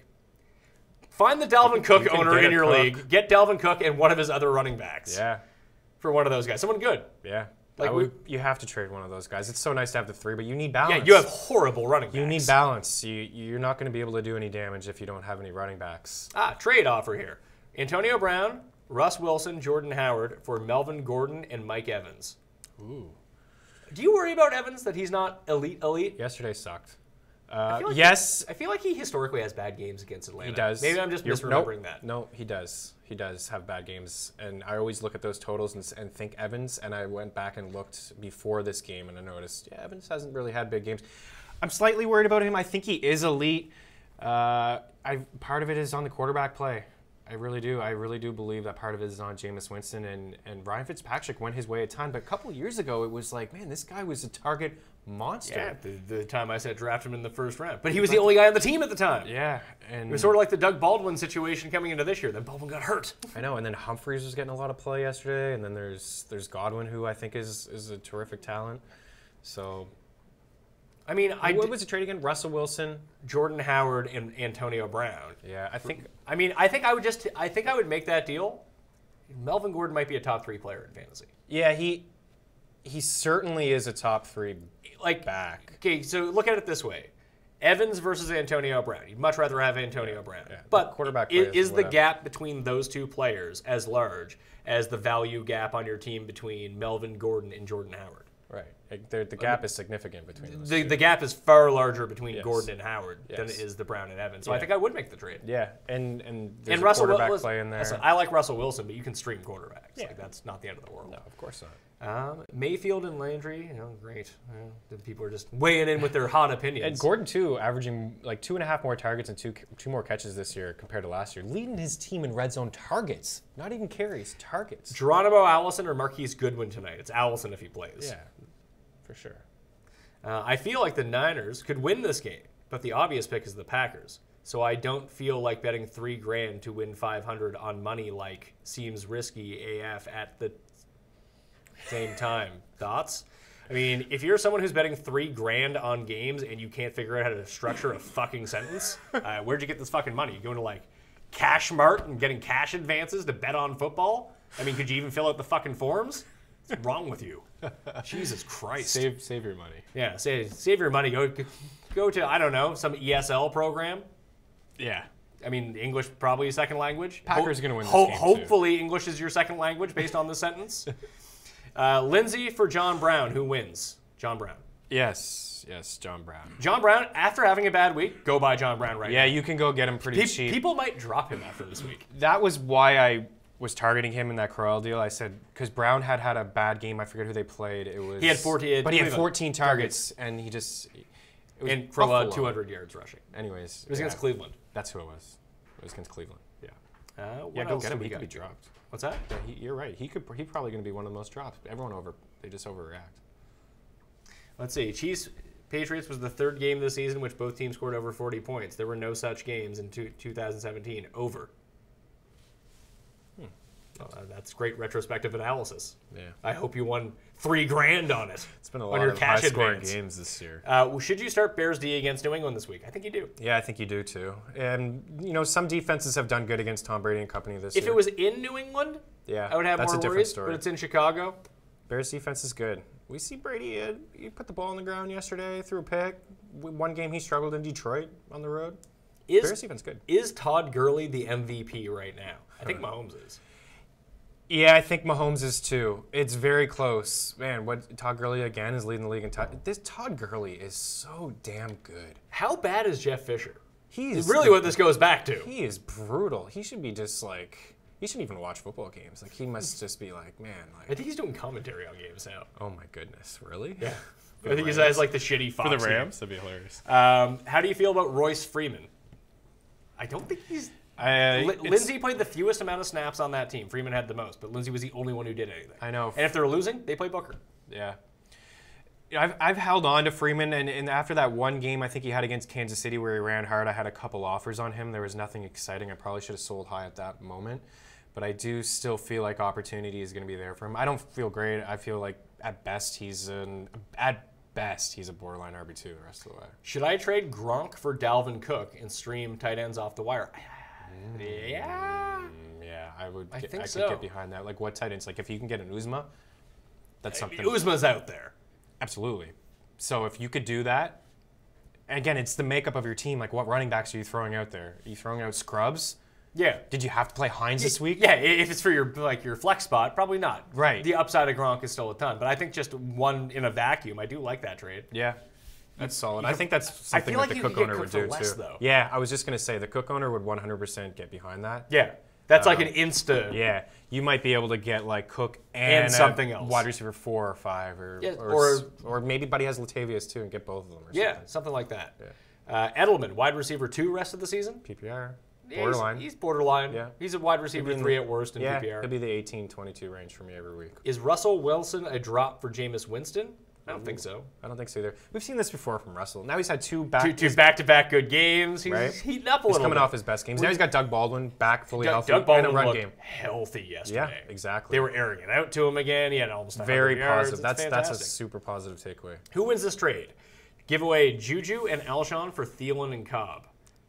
I think I'd still want Juju and Alshon because Cobb might not play again. Cobb may, there was reports earlier in the start of the year that they wanted to go away from him and trade him. Now they're pretty hush-hush with his injury as well. Take that safety with Juju and Alshon. Would you drop the Ravens D this week, or in that tier that you hold on to? You hold on. Yeah, just You have I to wouldn't hold play them against the Saints. If they're allowing the fewest points per game, fewest yards per game, fewest passing yards, you hold on to them. They're awesome. Yeah.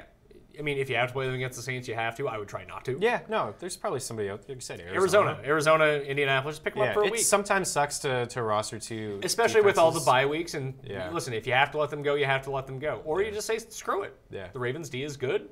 Throw them out there. Yeah, it's nice Mark to just have a Ingram solid. can fumble 9 times in a game. Imagine. It's just nice to have a solid defensive role every week and not worry about it. My receivers are Michael Thomas, Kenny Galladay, Geronimo Allison, Tyreek Hill, John Brown, and Doug Baldwin. It's a 1-point PPR. Where does Baldwin rank going forward? He's better than Allison. Yeah, what did you have, Juju? No, he has Michael Thomas. Thomas. It's basically good. Thomas and Tyreek Hill are in a league of their own on that team. Yeah. So you had John Brown or Doug Baldwin. I would go Baldwin. I think that's really close. Yeah, it is close. It's a solid 4. The other guys. Is are Galladay better than both those guys? No. He's right on that tier. He's just. I think Galladay might be slightly better. He might be better than Brown. Yeah, I mean, he's better than both Baldwin and Brown. Yeah. Like Galladay. I would still lean Baldwin. Like I said, I liked what I saw from him yesterday.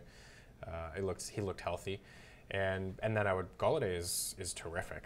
But let's not forget that there's still 2 other really good wide receivers in that. You got to watch out team. for David Moore in Seattle. He's the touchdown fiend. I know. Would you stream Case Keenum? Not this week against Arizona. I would not. No. Especially because the Broncos lost their guard to an Achilles injury, and this Chandler Jones just in the backfield every play. I know. And Case Keenum, friend of interceptions. Oh, big time. Friend of turnovers. Keenum has. I was completely wrong on Keenum. I thought he'd make Demaryius Thomas. I thought that would be a connection. He's just like, they haven't been on the same page. He's missed him all the time. Should I trade Juju Smith-Schuster for Joe Mixon in a non-PPR league? I think that's a fair trade depending on context. Yeah, it's fair if you need the receiver, Yeah. or if you need the running back and have the receivers to make up for it. Absolutely. Yeah, I think that's a fair trade. Mixon's great. This question is from Paul, who's behind the camera. Oh. Should we be buying low on Josh Gordon? 9 targets last night. What would you give up for Gordon? It's interesting to hear buy low on Gordon because there's so much hype on Gordon. Like, there's just a ton of. But like, ton what do of you even hype. give up for him? I got Landry in a Gordon trade last week. Oh, see, I would much rather have Landry. Yeah. I know he had the bad game. But Yeah, I was happy with that. It was a PPR league. In a standard, I would think maybe twice about it. No. But I was still happy with it in a PPR format. I don't know, like Gordon. Yeah, I don't know what you could get for him. If you need an upside wideout and you're hurting from the position, it doesn't really even help you all that much because I just feel like there's going to be some inconsistencies. There's like a lot of options in that game, and like I said off the top, these guys have a run game now. Michelle looks wicked. Well, that also hurts Gordon. That hurts everyone. exactly. It's hurting Gronk, I think. Yeah, the most. so- He's staying back into blocks. So you're not. I don't view Gordon as a wide receiver 3. I view him more as He's an an upside upside to be a 3 and potentially borderline 2, but he's more of a 4 and it's close to a. I'd say he's a 4. This guy says we got 600 people watching and only 60 likes. You're gonna smash that like button. That's right. Come on. Or we people, give can't. the likes. Or we can't continue with our question we and can't answer. answer We have to anything cancel else. the show. Period. Yeah. Drop Amari Cooper, although he spelled it Amari Copper.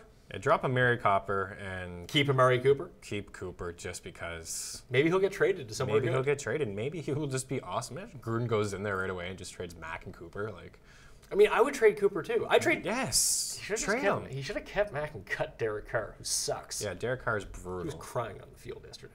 Yeah, you'd cry too He's if like I was. he's like Richie Tenenbaum. He's For one, he sucks. He got taking hurt. off both shoes, a sock, And then he's gotta just deal with- sitting down crying on the field. And then he's got to deal with Gruden, who like probably just like He's in a Bridgestone commercial too. yeah, Gruden. he must just like talk to Carr after about like all of these random plays and everything, and it just I just feel like it goes way over Carr's head. He just seems clueless out there. Is Todd Gurley too much for DK?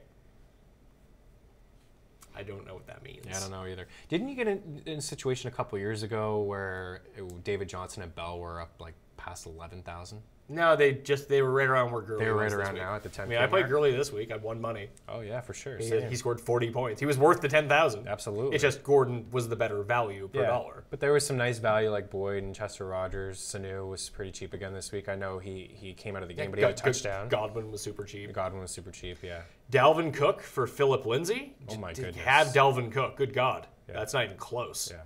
Like this and then go make that trade.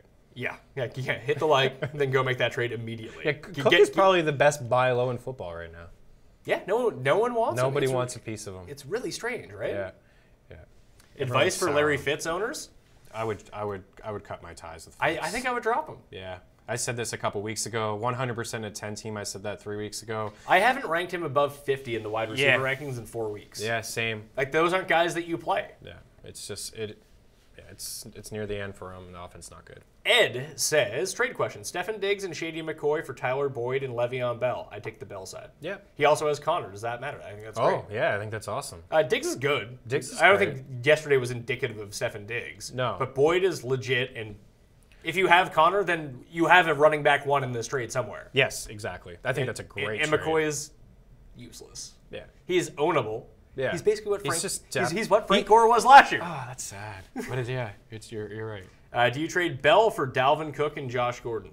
I think you get more for Bell. Yeah, I think you get more. It's the Josh Gordon part. Like, change. I know I keep throwing out the name Alshon Jeffrey, but it's like Cook and Alshon Jeffrey, then that's a done deal. Yeah. Josh Gordon? No, I want a solid wide receiver too who's going to get looks every week. Let's see. Is Jordan Howard someone I should try to trade? Again, this is somebody that you want to try to acquire. I don't know what you can get for Jordan Howard. Like, again, like it's another stinker of a game for him. Like, he fumbled on the line. Cohen is involved. Would you trade Aaron Jones for Dalvin Cook? Yeah. Yes. A million times out of a million. Especially now where that hype is, everybody in the fantasy community is all over it. Like if you pay attention to the big dogs in fantasy and they talk about broken tackles and they talk about upside and they hear Aaron Rodgers' clip saying that he wants to give the ball to Aaron Jones more, like the upside is here. The hype is even higher. Yeah. Go do it now before, there's still Montgomery and Williams are still before there. Cook comes back and is awesome. Yes. Yeah. Trade away John Brown for Jordan Howard. I don't think I would, but that is a decent buy low. Yeah, it is a good buy low. Again, context. If Brown is like your 4th or 5th wideout. I mean, that's just you're buying a lot of upside with Jordan Howard. And I don't like Jordan Howard. Yeah. And I love John Brown, but that's... Yeah. Trade Connor for Keenan Allen? Yes. Oh my goodness. Yeah. He said Allen doesn't look very good. See, this is what I mean. Like I said, maybe you can get Jeffrey, and we're like, no, you probably can't, but you can get Keenan Allen? I mean, I think he's just throwing this out here. I don't know if that's a real trade. Well, I get super excited about that stuff. Like, yeah, it's what are some good showdown picks tonight? You'll have to tune into the Sweat. Oh, yeah. Let's do it. Tonight, 6 o'clock. DraftKings YouTube page, DraftKings Facebook page. It's live. They'll take care of you. Yeah, they got you. Drop Wilson. No, I already answered that one. If people ask the same question twice, I've started banning them forever from the chat. Nice. Yeah. Tariq Cohen for Chris Thompson. Ooh. I think I'd take Chris Thompson. Yeah, I'd go Thompson. It's really close to me, but yeah, I'd go Thompson. I have Kittle and picked up Evan Ingram off waivers. Who would you rather have rest of the season? I think I'd rather have Kittle. Yeah, I would too. And you definitely don't want to have 2 tight ends. No, you don't want to have 2 tight ends. But also don't, like, if he has both of them, maybe you can get something for Ingram. Listen to this. Got Dalvin Cook in a trade a few weeks ago. I traded away Jamison Crowder and Robbie Anderson for him. Wow. Those are 2 guys that are unownable. Wow. Amazing. That's the kind of stuff I love to hear. Yeah, that is being a manager in fantasy football, buying and low being and selling proactive. high. Like, you got to wait a few weeks, but it's well worth it. That's a fantastic move. Drop Mayfield for Wentz as QB. Is backup Big Ben going on bye week? Oh, Edward, you get your shit together. I think I heard it correctly. Like you can drop Mayfield for Wentz. Like I would continue to play Mayfield the next 4 weeks over Wentz.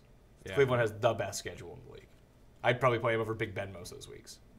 If you can't get it done against Tampa, maybe you have to reassess. But Tampa, Atlanta, some other shit matchup in there. It's great. Right. Gore or Drake rest of the season? Hopefully none. I would still rather have Drake. Me too. I think the upside is there. Again, very encouraging to see them go back to him at least in overtime when he was on the sidelines crying.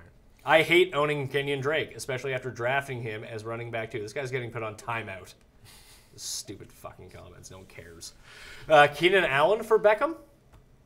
I would rather have Allen.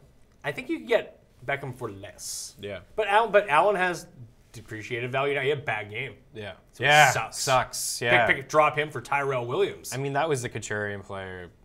Well, I suppose it wasn't really all that Kacharian. But yeah, the other wide receiver in a matchup against Cleveland. Would you drop Alex Collins or Bilal Powell for Frank Gore? No. Oh, my goodness. No. That's not a good idea. No. Collins would be fine. John Brown or Kenny Galladay this week. We're not doing start 6. I seriously have a stacked running back core and don't want to deal with Howard. Is there a buy low wide receiver? Trade for Keenan Allen, apparently. Yeah, apparently Keenan Allen sucks, so you can get him. If you have it like a mid-tier wide receiver 2, wide receiver 3, take your wide receiver 3, take Jordan Howard, offer him for Beckham, offer him for Allen, offer him for any of these. Those 2 for Stephen ones. Diggs had a bad game. Trade him for fucking Stephen Diggs. Yeah. Just anyone who had a bad game. Yeah. Yeah. T.Y. Hilton's another one. Yeah. He's going to be back off. You can get T.Y. I'm certain pretty cheap. Is Jordan Howard someone? A lot of Jordan Howard questions. Yeah, people are concerned. Should I drop Royce Freeman? If there's better options, yes.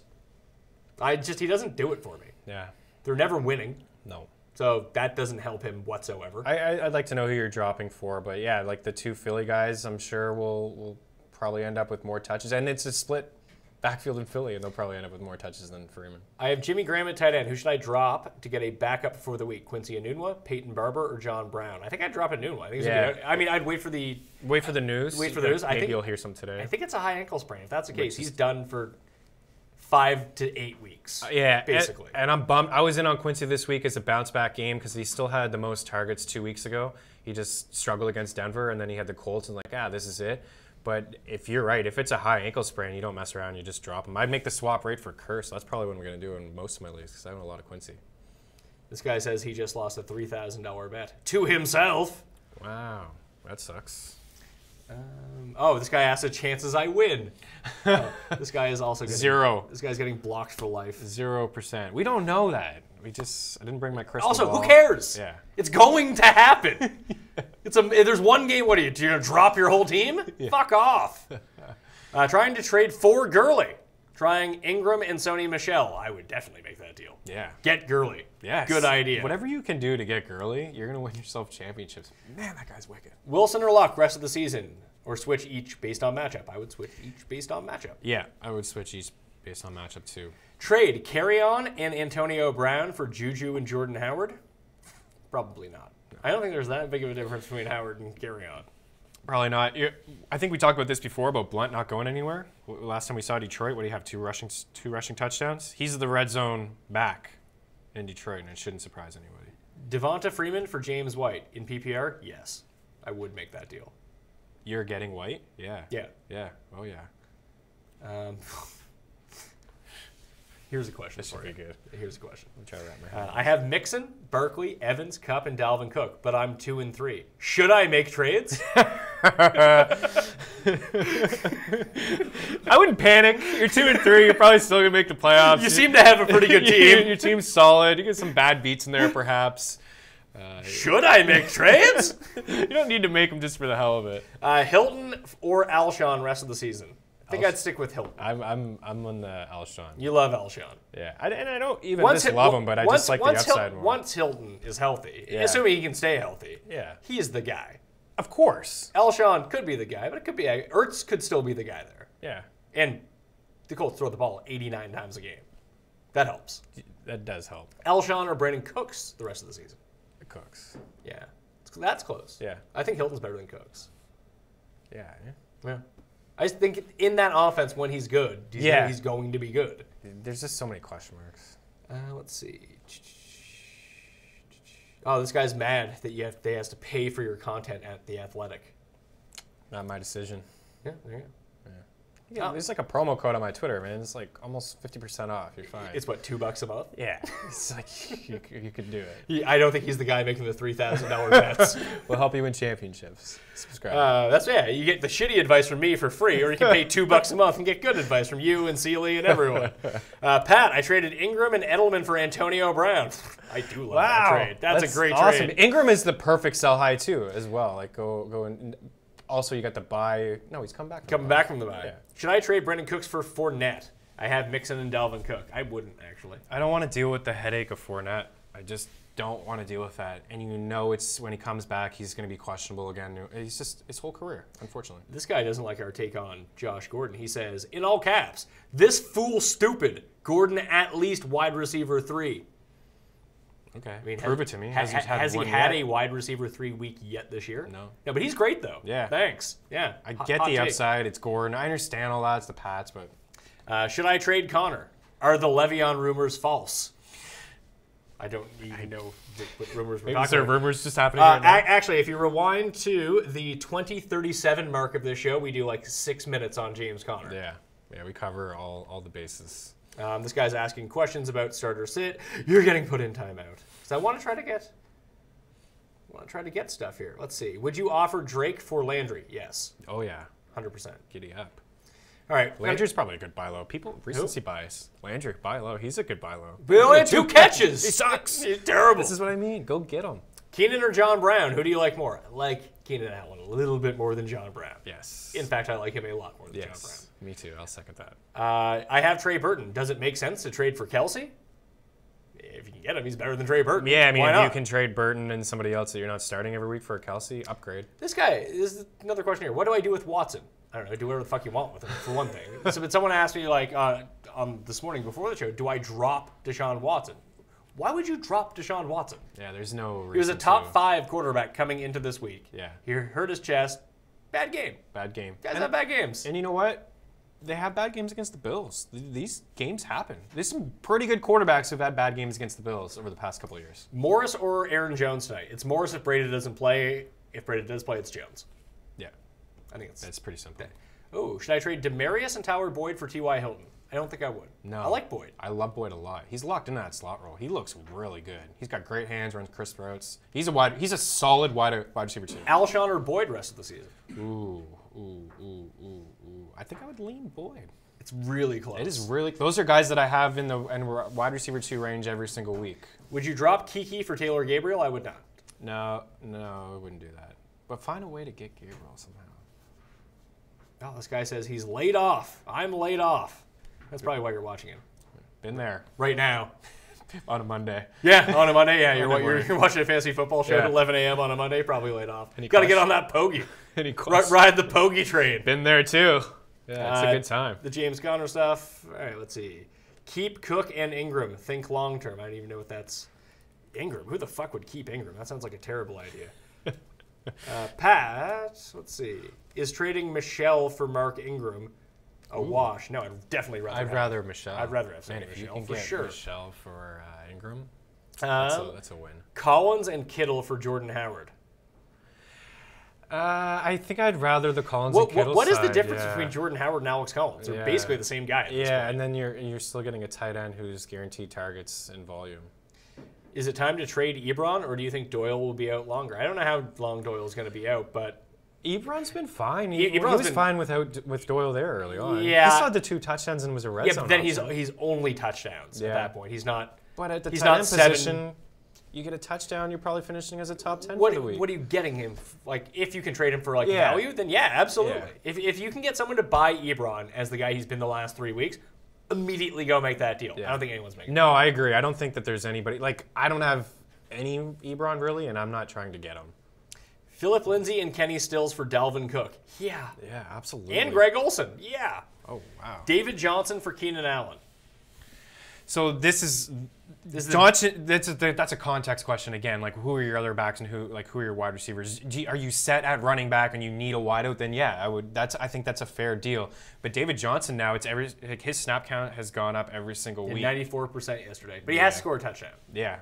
But he has been, so. But he has been. We know that he's obviously the guy when they get down there. And he gets the Broncos this week, who suck against running backs. Yeah. Lynch is killing me. Is there a running back I could look for going forward? How is Lynch killing you? And he's top 10, I believe, in touches too. It's like guaranteed volume. I believe for the season so far, entering the bye week, he's a top 12 running back this year. Yeah. But he sucks, though. You should cut him. Yeah. He's killing you. Imagine the landscape of the running back position after the first 15 too. Imagine if you had Alex Collins and Kenyon Drake and Rex Burkhead as your starting running backs, as I do in one league. Or Derrick Henry. That's who I drafted. You're doing fine at running back. I had to play Henry in a deep league as a flex, and I knew he was only going to get me 3 points. And I knew it, but I still had to play him. Who else are you going to start? There's no one. Should I try to trade Yeldon and Robert Woods for Christian McCaffrey or Dalvin Cook? I mean, McCaffrey 1, and then Dalvin Cook 2. Yeah. But yes, make that trade. McCaffrey may be like a buy low too. You're right, about 1 week, it's like recency bias. They struggle, and then all of a sudden they just think that they're crap. And he's right there in the top 5 in terms of just touches and opportunity and just, snap count. Like, he gets like 90% of the snaps. Where do you value Freeman, Marvin Jones, Devonta Freeman, Marvin Jones, and Tyler Lockett on trade value? Marvin Jones, Freeman, then Lockett for me would be like the trade rankings. Yeah, Lockett's been pretty consistent, man. His values, I think, should be pretty high. I would agree with that order. All right, I'm going to take 5 more. And if we can get the likes above 150, we'll take 20 more. Oh, get the likes. What did I say? 120? No, it's already above 120. Let's say if we can get it above 160 in the next minute. So smash the like button. Smash the likes. We'll do 20 more. All right. So here's the first one. Can I comfortably start James White and Sony Michel together most weeks? Had Fournette and McCoy as my other running backs. Yes, you can. It's a tougher matchup this week against Chicago, but you still can, because White's going to get those catches and Michel's going to get those red zone touches and those red zone opportunities. You can get by with it. They've both been productive. Should I trade Melvin Gordon for Kamara? No. No, I'd rather have Melvin Gordon. Yeah, I mean, it's working out for you, right? Like, Gordon's fine. Trade Odell for any of these guys. Mike Evans, yes or no? Nah. Keenan Allen, yes or no? Yeah, I would do that one. Devontae Adams, yes or no? Yeah, I would do that one. I would do that as well. Tyreek Hill, yes. Yeah. AJ Green, yes. Yeah. Stefan Diggs, that's close. That is really close. I think I would do it. I just have more confidence in Minnesota's offense and so basically that's all what it's all guys. about. Yeah. Like, that's getting 90% of your value for probably a better. And I don't know if you could get those guys. We got over the. All we had to do was say we're going to answer more questions. The likes went up. Already 200 likes now. 200 likes. We'll get to 30. Listen, I don't know if any of those guys would trade those wideouts for Odell. Like, I wouldn't trade. Like, I said yes to all of that. On the other side, I wouldn't trade them away for Beckham. Be selective with your comments and you can be placed in timeout. Well, you're going back in timeout because you're filling up the fucking chat with not questions, idiot. Just want to answer people's questions in You're just peace. trying to help the people. I know, man. but the other people are ruining it for everyone. Should I trade Chris Carson for LaShawn McCoy? I actually would make that deal. You'd rather McCoy? I'd rather McCoy than Chris Carson. Now with Penny playing like 30% of the snaps, That was I just don't want. that was another takeaway. I just don't want Seattle running backs. You know what I mean? Yeah. Would you trade Galladay for Phillip Lindsay or Tariq Cohen because they need a running back too? I wouldn't. No. I'd get more for Galladay. Yeah, you should be able to get more for him. Yeah, Phillip Lindsay, what is he? Should I offer Russell Wilson for Dalvin Cook? I have Patrick Mahomes. Yes. Oh my Yes. goodness. Yes, you should. Absolutely. Tyreek Cohen, the Hebrew Hammer, or Jordan Howard the rest of the season? I'm still leaning Howard, but I may be alone on that. What if it's PPR? In his PPR, I would go Cohen? Cohen. Ice Cream Cohen? Yeah, I like that name. Ice Cream Cohen. Trade. Oh, I guess. Okay, this is a Beckham trade. Beckham for Diggs and Kittle. If you needed a tight end, yes. Yeah, for sure. I mean, I would really think strongly just for Diggs straight up. Trade Dalvin Cook for AJ Green. Yes. Yeah. That's funny. I don't know who was trading you, AJ Green for Dalvin Cook, but yes, do that. Yeah, deal. you get yourself a top 10 wideout. Would you trade Beckham for Sony Michel? I would. Yeah. Again, if I need. I know. I think I would just rather have Sony Michel. Just go do it. Yeah. What's gonna happen when Rex comes? Hopefully nothing, right? Burkhead when he comes back. Hopefully he just goes away. Who knows? I think that hurts White more than it hurts Michelle at this point. And White will have established. White is having the LeGarrette Blount season. Yeah, he really That's is. what he's doing. Yeah, he's going to end up with like 50 red zone rushing attempts and close to 20 touchdowns. This guy could get Cook for Baldwin. I would trade Baldwin for Cook. I would. I love Baldwin. Yeah, but I would do that too. Kittle or O.J. Howard? I'd rather have Kittle. Yep, same. Want a better flex? Trade Watkins and Aaron Jones for what? I don't know for what. Trade Sammy and Aaron Jones? He's going to trade Sammy Watkins and Aaron Jones. Here's the key. If you're going to ask me for what, start with Todd Gurley and work your way down. Yeah. Just try that. Try the best. If you're going to give me no options to go from, there's trade him for fucking Beckham. I know, it's always tough when you don't have any context. And well, I don't know who's in your league either. You know what I mean? Like, I know if I'm trying to make a trade with you, it's a bit different if I'm trying to make a trade with we play in a league who all he likes is the Patriots. So if he has Tom Brady, he's not trading me Tom Brady under any circumstance. There's always one of those guys in your leagues that they overvalue their favorite players. Like Michelle is, you could probably get. I love Michelle the rest of the way. I want to keep him, but you could probably get, you could probably get a Gordon if you went. Corey Davis for Albert Wilson. I'd still rather have Corey. Yeah, I would still rather Corey Davis. Who are some buy low options you like? You can go back and watch the entire fucking show. Yeah, all the questions we're kind of talking about, like Beckham and Howard. I mean, I don't like Howard. I'm not Cook. Cook is probably the one. Yeah. Kareem Hunt and Brandon Cooks for Lynch, Cobb, and OBJ. No. Pat, do you actually make money on DraftKings? Because your picks suck. Love those trolls. I didn't this week. I did the past 2 weeks, but I'm up. I want to say $19,000 on DraftKings this year. You're doing pretty good. Doing okay. Now, one giant win helps that, but I only played GPPs. That's so I'm either winning or I'm losing. Yeah. Collins good buy low. Collins could be. I mean, he's coming off 2 touchdowns, so I don't know. Maybe people try to. Maybe he's a nice. Like, we always talk about the concept of buying high sometimes. That people are like, oh, he had a good game. Now I need to sell him. Yeah. Collins, someone I like coming into the year. Collins, someone I have a lot of. I like him. I think he's good. I think he's solid too. I think he's a solid RB too. If people are down on him, then go get him. This is hang on to Fournette. I have Melvin Gordon, Hyde, Aaron Jones, Kerryon Johnson, and Nick Chubb. What are you talking about? Like dropping him? Yeah. That's crazy. Yeah. He's better than 4 of your 5 running backs. Especially Chubb. Who doesn't play. You're going to drop Chubb? We're going to drop Fournette. We're going to drop the guy who plays 3 snaps a game. Yeah. Keep Fournette. Hopefully he comes back for you. McCaffrey or Sony Michel, rest of the season standard. Rather have McCaffrey. I would rather have Michel in the standard. McCaffrey. Yeah. I get it. It's real close. Was offered Landry for Boyd. Good trade. It's about even. Yeah. Boyd's probably better in standard. Yeah. He probably is. Alex Collins and Demaryius Thomas for LaShawn McCoy? No. No. Do you like Michelle or White moving forward? In PPR, I like White. In standard, I like Michelle. Yeah. I think it's pretty simple actually. Drop Keelan Cole for Frank Gore? I guess. Yeah, I mean if you need a running back, you have to play Gore. Like you're not picking up Gore for him to sit on your bench every week. Would you trade Tyler Boyd for Cook?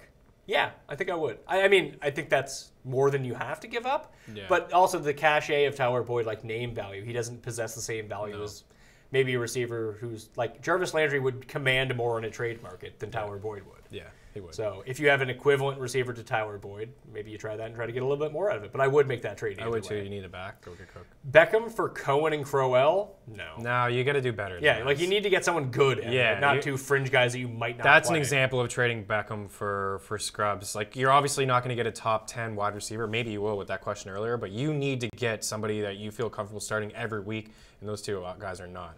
Ingram and Allison for AJ Green and Kenyon Drake. I would make that trade. Ingram and Allison. I would just want AJ Green. Yeah, best player in the deal. I have Aaron Rodgers and Tom Brady. I don't know why you would have both those guys. It sounds like your team is terrible. Which one would you trade away? I would trade away the one I could get the most for. I don't care which one it is. Yeah. Connor Cook and Beckham. Oh, James Conner. I thought it was like Connor Cook, the quarterback. Oh boy. Connor Cook and Beckham for Gurley or Gordon. Connor, Dalvin Cook, and Beckham. I mean, That's a lot, I mean, I too. would want to get Gurley, but that's a lot. That's a lot to give up. If you can afford, like, it depends on who the next two pieces are. Like, that has to be a super shallow league. And it was Gurley and who? Like, who's the other? Or Gordon. Or Gordon. Oh, yeah. So you're only getting one guy. It's a 3-for-1. So Connor. If you can pick up two people who are like good, Yeah. I would do it. If not, no. You're giving up a lot there. You're giving up a ton. Would you trade James White for Dalvin Cook? Not in PPR, I wouldn't. No, in a standard, I would. Yeah. Yeah. And what's Cook is he catches too in the backfield. Like he's It's just pure usage. Yeah. Dalvin Cook or Mark Ingram? That's clearly Dalvin Cook. Yeah, I would lean Come Cook. on, Mark Ingram. Not even worth owning. Mark Ingram and John Brown for Joe Mixon? Absolutely. Oh yeah, that's one I can get behind for sure. Jordan Howard or David Johnson the rest of the season? Oh, That's David Johnson. That's not I close. like Howard, but it's TJ. I mean, David Johnson sucks and is still way better than Jordan Howard. I love seeing what I've seen. I love seeing what I've seen. Say that. But All right. the past 3 weeks have been nice for TJ. Last question. You ready? Yeah. Should I trade Gronk for Christian McCaffrey or Carlos Hyde? Standard league. Yeah. I would trade for Christian McCaffrey. I would do that. I wouldn't trade him for Carlos Hyde. If I needed running back help. Nah, you get more for Gronk than Carlos Hyde. Yeah, you're right. You should be able to get more. Like, I'd rather have Delvin Cook. Yeah. Not that you need to trade Gronk for Delvin Cook. But No, but I would. Cook yeah. is better than Hyde. Absolutely. So, do we got one more down here? Goff, QB1 going forward? Depends on the matchup. Yeah, I think he is. This guy said we almost got to 200 smashes, but we didn't.